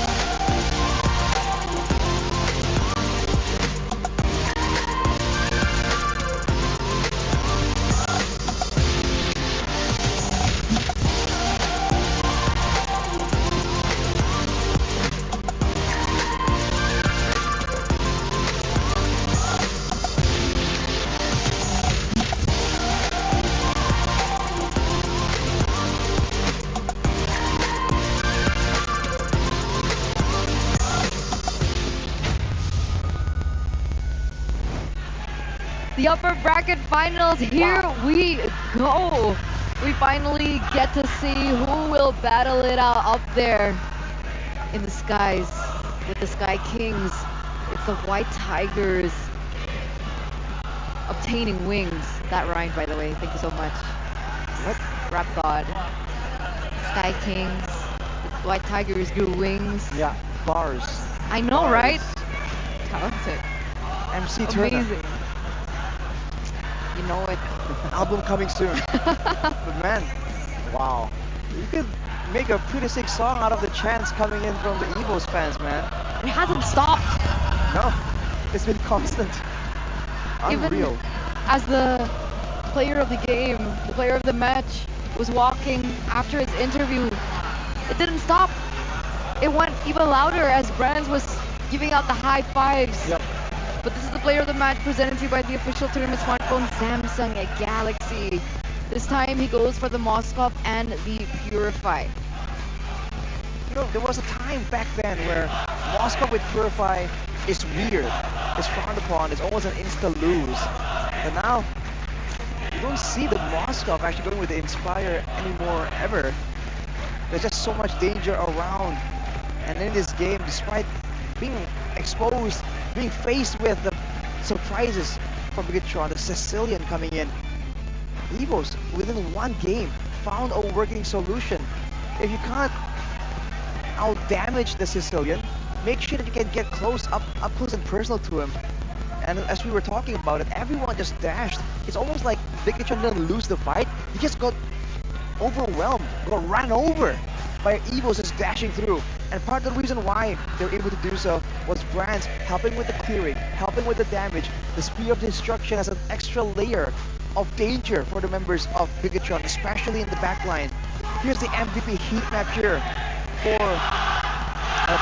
Brands. I can't even speak right now. I'm being interrupted by the crowd. Insane. But from 5 minutes to 10 minutes right here. Look at where he's playing, man. He knows his priorities. He knows where he needs to be. He sticks to the important areas unless something is about to go down. And even then, going with the Spear of Destruction, the global presence, we've been talking about it. It's global presence, but it's also a way to, as a surprise flank maneuver. And usually we talk about that play being available if you're up against a Farsa, right? Spear of Destruction comes in, the Moskov deletes her, but even against a Sicilian, it's actually quite relevant as well. Here the player of the match highlights by our official gold partner, Ube as gold. And in the beginning, it's looking dangerous, it's looking difficult in these fights. These Sicilians are just doing so much damage. Even if the bat impacts don't land, the bat piece itself does a lot of damage. And Dreams, it's so funny. In the beginning, these big engages from Dreams, when they work, doesn't result in a decisive victory for the side of Evos. But as we'll see here eventually, when the engages actually get cancelled by Key predicting with the Edith, somehow, some way, I guess it's late enough in the game that they're able to find the chance to win it out here. And look at Moreno spamming the spells out, trying his best to match up, but the rest of the team, the rest of the members of Bigatron get taken out, and it's a team game. And again, it's almost forced to miss these bad impacts due to the danger of Evos. He always has to keep on maneuvering in and out, right, to avoid... Mirk was crying, by the way, in the background there. He's always forced to maneuver around because of that damage, the CC availability and the tools that Evos have. So at that point, he's dealing the damage, but the bad impacts, it's way more difficult. Wow. The it's less dive, direct. that's the thing about the Sicilian, right? It's always great to rush towards the Sicilian instead of running away from the Sicilian. Because the Sicilian, the targeting is so much easier for kiting instead of if they have to go for the offense. Right. I mean, Sicilian, all the spells have usually there's a max range for spells, but for Sicilian, there is a minimum range for spells, right? Whenever anyone gets too close, your spells literally cannot land on Exactly. them. That's where the bad feast actually becomes such a valuable tool. It's damage, it's sustain, but it's also the movement Mobility, speed. yeah. Exactly, for you to finally get that.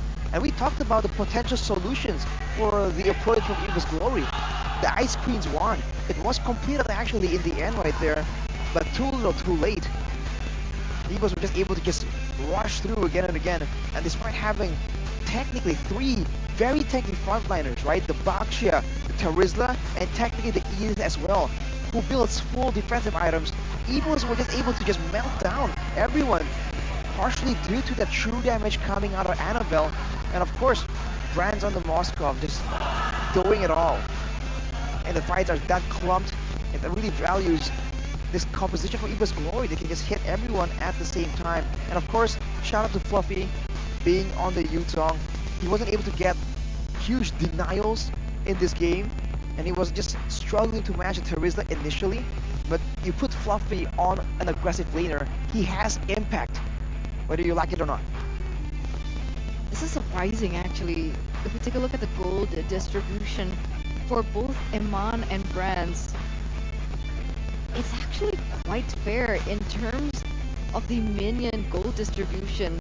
And I thought that Eman in the lane would have had a better time because of the snowball, but is it because of the kit that Moskov has with the pierce and the knockback that hinders the Roger? But I thought that would be not the case.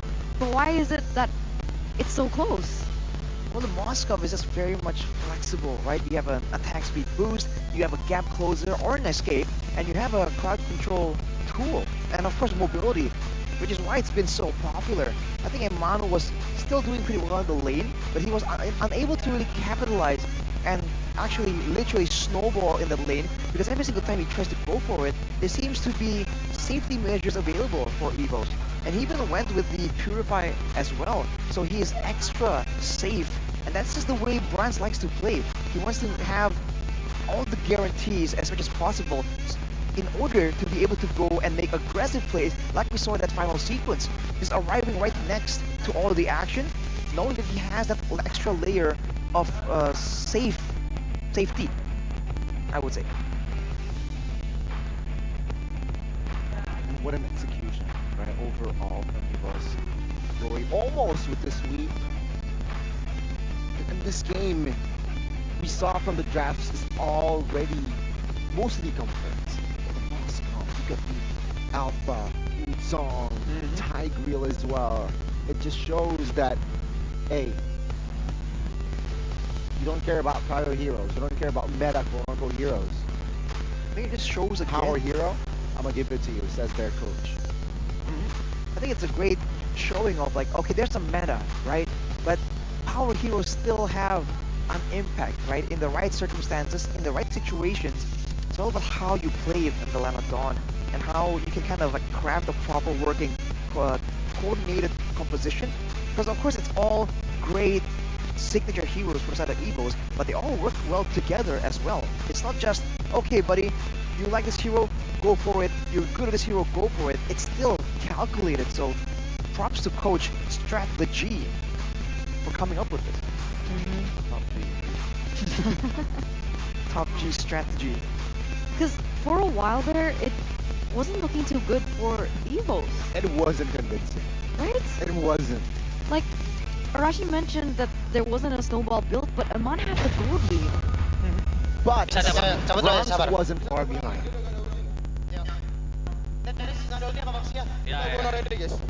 Mitro aja, mitro. Ya, aman. Ya, sama gua. Lagi. Aman. Gua cuma joiningin dong, boy. Gak ada flicker kok di ini. Masih bisa nggak kalian? Masih bisa. Gua masih bisa. Kecil. Aman gua. Aman juga gua. Gak ada ulti kok ini, terisnya. Bisa reset nggak, boy? Nanti lu tunggu nakat. Nice. Gua naikin bawah juga nih. Boleh. Gua bisa pakai ulti, boy. Itu gua kalahin dulu ya berarti ya. Tarik lagi ya. Dia langsung marin, Bran. Gua bisa ulti. Ayo, pelan. Tepat. Ayo udah. Nice, boy. Nice. Nice now. Ada. Nice, boy. Ada gua. Depanin. Bisa sih kalau paksa. Bisa. Lihatnya jangan depet ya. Iya. Jangan lihat, boy. 5 detik itu. Gua nagain. Sikat. Itu sesi lah. Langsung nih, Mas. Masih ini. Kombo ke suruh. Lock boy. Lock. Nice. Wow. It's actually quite funny if you took a look at the golden moment by OBS Gold there. You can see the players in the front, but you can also see what's happening in the back with like the coaches and everyone from the management and so on and so forth. So when Brands was able to get that play, that team fight, and they were able to get that advantage, everyone from the side of Evils, they were like super calm, they're like, nice, okay, nice, I think we can do this. And then everyone in the back, they were jumping up and down. They know it's over. It was so funny, but it just goes to show that even in that particular scenario, when everybody knows that man is over, they still kept their cool. They weren't like hammered by their own emotions. They want to see the base destroyed first, and then they celebrate. And then they go crazy. Yeah, Fluffy definitely went crazy. He just stood up. He yelled something out. I couldn't quite make it out, but he just went. You can see his arms, right? He's out of the camera frame, but you can see his arms go up. He's like, "Wow!" He just yelled something out in response. You love to see the energy, man. And you know how? Of course, you can't deny. Of course, you would feel that way after such a match. It was looking quite sketchy for a bit, but they put it off. Fluffy has been very emotive since he joined Evos. Because I don't recall that From in Kira? Aura. Yeah, from exactly. Do you recall that? Maybe he's more comfortable. Maybe. in Evos' jersey.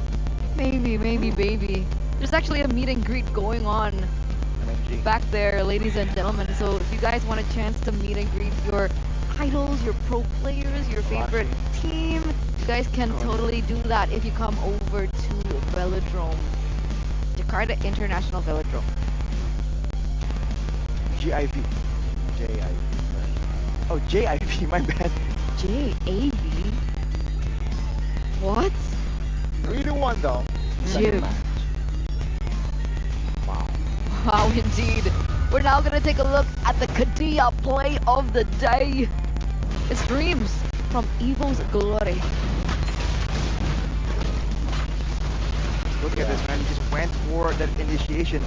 It initially didn't work out, but then the fact that I guess really he was able to push Aman sideways, displace him, and the fact that everyone kind of focused him down, that was a bit like a bait, right? All the spells used towards him, everyone else was like, okay, all the attention's over there, let's go for it, rush him, and it worked out, right? And the difference in how fast the damage comes out compared for Evos compared to Bigatron, right? The fact that all the spells deal damage instantly compared to Bigatron that requires a bit of time. Yeah. Even the bad impact, the more you cast it, the more damage it does. So the first initial few seconds, you can see a difference in damage output, man. For sure, and that's when ultimately Bigatron, they lost control. But let's take a look at this, ladies and gentlemen, the playoffs bracket. You can see with the wins coming in from Fnatic, Onyx, as well as Evo's Glory, they will advance to the final upper bracket. Whoever wins that will step forward immediately to the grand finals. But before that, we are gonna see that first match of the day tomorrow between the lower brackets with Geek and Bigatron going head to head. So either one of them will have to say goodbye to the playoffs. Oh boy. I'm not ready for that. I'm not ready for that. But yeah, I mean, with that, Bigatron Alpha's upper brackets privileges will not go long, not go far. Meanwhile, FNOC and EVOS, one more win to secure Riyadh. One more win to secure right. MSC.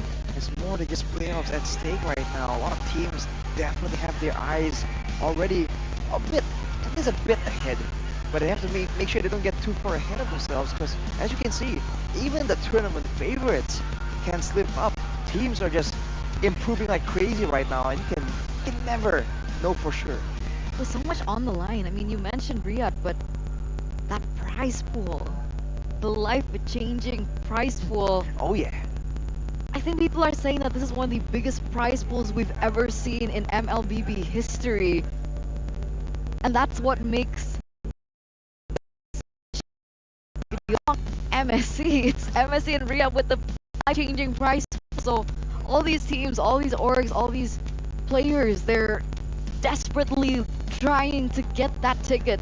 And there's only two for them. So that grand final slot is going to be more imperative than ever. I'm looking forward to see how the crowd will be, because you know, this is a stadium and it's been kind of repurposed. It's actually a circuit, but the crowds are just making it work, right? You would think that with some gaps here and there, you can tell there's like the lane for the bicycles initially, but man, the velodrome actually is kind of growing on me. I didn't realize it at first. That was a track. we were talking about it in the It's break, subtle. and I was like, but it's slanted. And then they told me why. So yeah, I'm not much of Yeah, a... after being revitalized for the historic 2018 Asian Games, the velodrome managed by Jack Pro now focuses on expanding its business through sports and entertainment events, and is now hosting MPL ID Season 13. And I have to say, I'm liking this trend, right? From other sports towards potentially entertainment and esports. I'm liking it. It's putting us more mainstream. Exactly, ladies and gentlemen. And if you want to use it for, you can use it for anything. Arashi's a singer, by the way. You can True.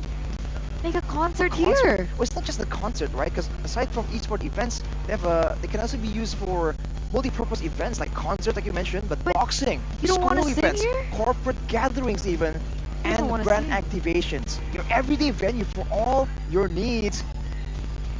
My own concert, I don't know, man, but if you at home have some kind of event, why not the velodrome? Why not? Your Arashi. everyday venue for all your needs. Yes, but Arashi will sing You can make your own meet and greet. grand finals. Absolutely not. Why would I do that? Meet and greet, right? Why are you putting me on the So spot many all the time, fans. bro? It's perfect. It is perfect. It is. And then you can run with your fans. You can Healthy. basically do anything here. Anything. Mhm. Okay. It is a multi-purpose venue. True. True. What else can you do? You can make your own tournament. Yes. What tournament? A dancing tournament. Dancing tournament. You're a big I thought dancer. you were gonna go with like a caster-only international boxing tournament. Would That you would not be love fun. to see that? I mean, we would pay the price for it, but would be cool. I'm just saying. I would pay money for that. I'd lose, so I don't want to join. All of our other colleagues, shout out to you guys if you're watching. I think you I think are. Naisu would win. Oh, Or no. Leo. Man, I would hate to go up against Naisu, man. They're very athletic. I want to like fly out of the ring. I can imagine it. The size difference, dude. There are weight classes for a reason, man. Naisu is in the building Hey. weight class. Arashi, don't underestimate yourself, you know? Yeah. Oh, okay. Give yourself some time, maybe. Gotta bulk up. You have to be like Evos, you know? Oh. Everything odds. against them. All odds against them. Data not on their side. Definitely not. Not at all. They were ninth regular season on Bigatron and stayed on top Mhm. for the whole 9 weeks. Which shows again, we were saying, it's a lot more difficult to stay on top than get to the top. And you're seeing again a bit of the struggle. Definitely a lot of teams having their own discussions and maybe even talking to other teams, right? Like kind of cooperating. Like, hey, yo, dude, you want to beat Bigachon as well, right? We gotta find a solution, bro. Like, let's pool our intellect, our brainwaves, as Eternal likes to say, and find a Brainwaves. solution here. Have to find a solution. And I have to find a solution to my lack of skills on the Hayabusa and the Granger. That's a bit tough, bro. Ouch. No, it's not. It's not. Okay, guys? Don't fear. Because the Exorcist skins are here. Along with the exclusive items as well. Because the draw event will be live from the 18th of May to 16th of June. And you guys can enjoy a 50% of your first draw every day and get a permanent exclusive item in the first 10 times that you guys draw. By the way, the old Exorcist skins will also be available. So if you guys missed it, don't hey. worry. It's there for you to grab. Retro spin. Kagura and Yuzong. Yes. The Utah They're one is four. very cool. I like the Kaguras as well. It just so happens that I can't play the Kagura. But See, you know what we're- I can play? I can What? play the Kadita. And you know what the Kadita likes to do? They Do. like to dive into the action. Like you guys can dive into the action as well. Don't forget, the tickets are now available for the Snapdragon Pro Don't miss it. Series SPS, starting from, you guessed it, 10K, 10,000. Wow. 10,000, ladies and gentlemen. That's cheaper than food. It's so affordable. Esports for everyone, right? For ESL. Thank you so much, ESL, for making this happen. We can finally enjoy SPS together. So if you guys are interested in that, go ahead and check out the website down below. Or scan the QR code. Yeah. Around, below. Yeah, just there, that area. There-ish. There-ish. But wow. Very precise. But speaking about skins though, Mhm. Sources done. Yeah. I want the JJK. oh, you're in luck. They're back. It's JJK. Man, it's perfect timing for Goni right here because they're back for a limited time. And I hear it's improved as well. So a lot of people were complaining about, oh, the effects were not as good. They've like buffed it. Oh. Now it's just a lot better, a lot cooler, a lot smoother as well in game. And of course you can enjoy 50% off on your daily first draw as well. So man, don't waste any time. Do it at least once daily and you can get 50% off every single day. So the more days you do it, the more value you get. And after 10 draws, of course, you still can get an exclusive item or skin. Why not, That's man? how you do it. If you're a man of culture and you like the show, why not, man? It's cool. Gives you that buff of confidence in the Land of Dawn as well. I can confirm. I own a few of those skins. Show off. I only have one. I don't have any JJK. Oh, you do? You don't? No. Why not? I don't play. I Oh, don't play Melissa. I don't play Julian, Melissa, Julian, I don't Xavier, play Xavier. I and don't Ian. play Ian. I got Maybe 3. it's time to learn, bro. Yeah. show off. How many do you have? 3. I got Ooh. lucky. You've been participating in a lot of these events. Exactly. You learned a thing or two, and you learned something today as well. I do. You know, with spirit, with support, with hard work, you can be like Evos. You can begin your own anime arc. You can be the main character of your own anime. Like Fnatic Onyx as well. No, absolutely not. But thank you so much, ladies and gentlemen, for tuning in for today, day 2 of the MPL ID Season 13 playoffs. Tomorrow, unfortunately, we will be sending another team home. Oh man. The question is, will it be Geek or will it be, drumroll please, Bigatron? Bigatron. So with that, without further ado, we are gonna sign out for the day. Thank you so much for tuning in. We'll see you tomorrow because MPL ID Season 13, we own this. Bye-bye. Thank you so much. See you tomorrow.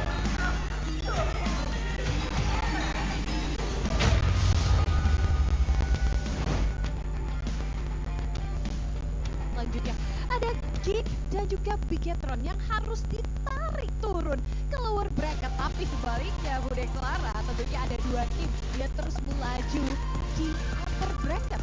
Ada Fanatic Onyx dan juga Evos Glory. Tentu saja kita akan melihat akan ada satu tim yang harus terhenti perjalanannya di esok hari di match pembukaan kita. Jadi siapkan diri kalian untuk menyaksikan siapakah tim yang akan mengais demi kemenangan satu persatu, karena perjalanan lower bracket tentu lebih panjang dibandingkan upper bracket yang akan kita saksikan pula esok hari. Upper bracket final menentukan satu slot babak grand final, di mana slot MSC di sana akan mereka dapatkan. Wow, berarti ini besok Bude kita akan langsung menjadi saksi bersama-sama melihat satu tim pertama yang akan secure tiket menuju MSC 2024. Tapi tentunya perjalanan mereka tidak terhenti di sana, mereka harus terus melaju untuk bisa mendapatkan gelar sebagai champion MPL Indonesia Season 13, dan besok dari 4 tim akan berkurang menjadi 3 tim saja. Betul, jadi siapkan diri kalian untuk menyaksikan kemegahan dan kengerian dari 4 tim yang akan berjuang sekuat tenaga untuk mendapatkan slot itu. Tentu saja acara hari itu begitu meriah karena ada dukungan para super fans dan juga tentunya kepada para sponsor yang begitu luar biasa, karena MPL Indonesia Season 13 powered by Muntan dengan government partner PBSI And presented by official tournament smartphone Samsung Galaxy, official e-wallet GoPay, dan juga kita punya official destination for gaming and esports Kidia, dan juga official gold partner by UBS Gold, dan juga ada partner in esports ada Campina, Oraimo, Telkomsel, Dunia Games, dan juga GamesMax, bersama dengan supplier Indomaret, Point Coffee, Samsung Neo QLED Super Smart TV Plus, dan juga Saturday. dan tentunya ada venue partner kita ada Jakpro.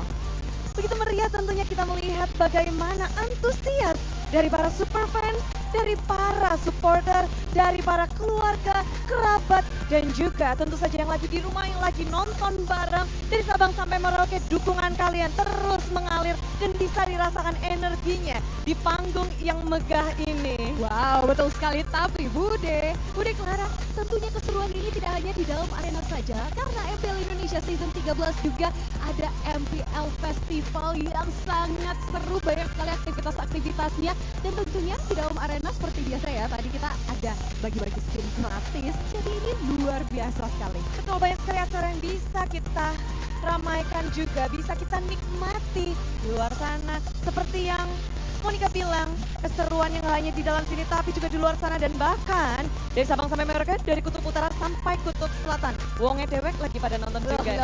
Wah. Tapi tentunya keseruannya kita sudah rasakan kemarin di hari pertama, kemudian hari ini hari kedua.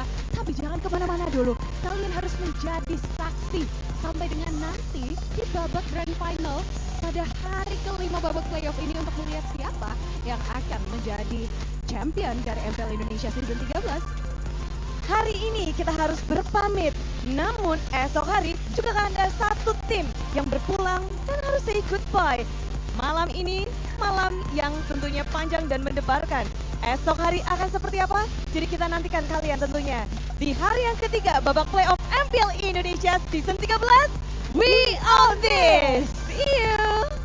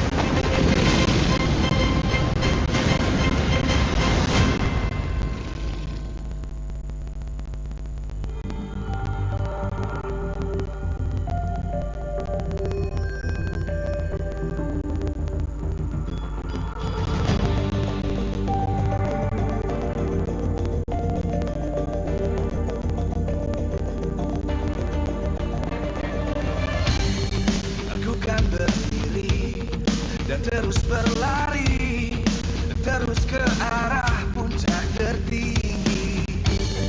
Ku takkan berhenti, hanya sampai di sini.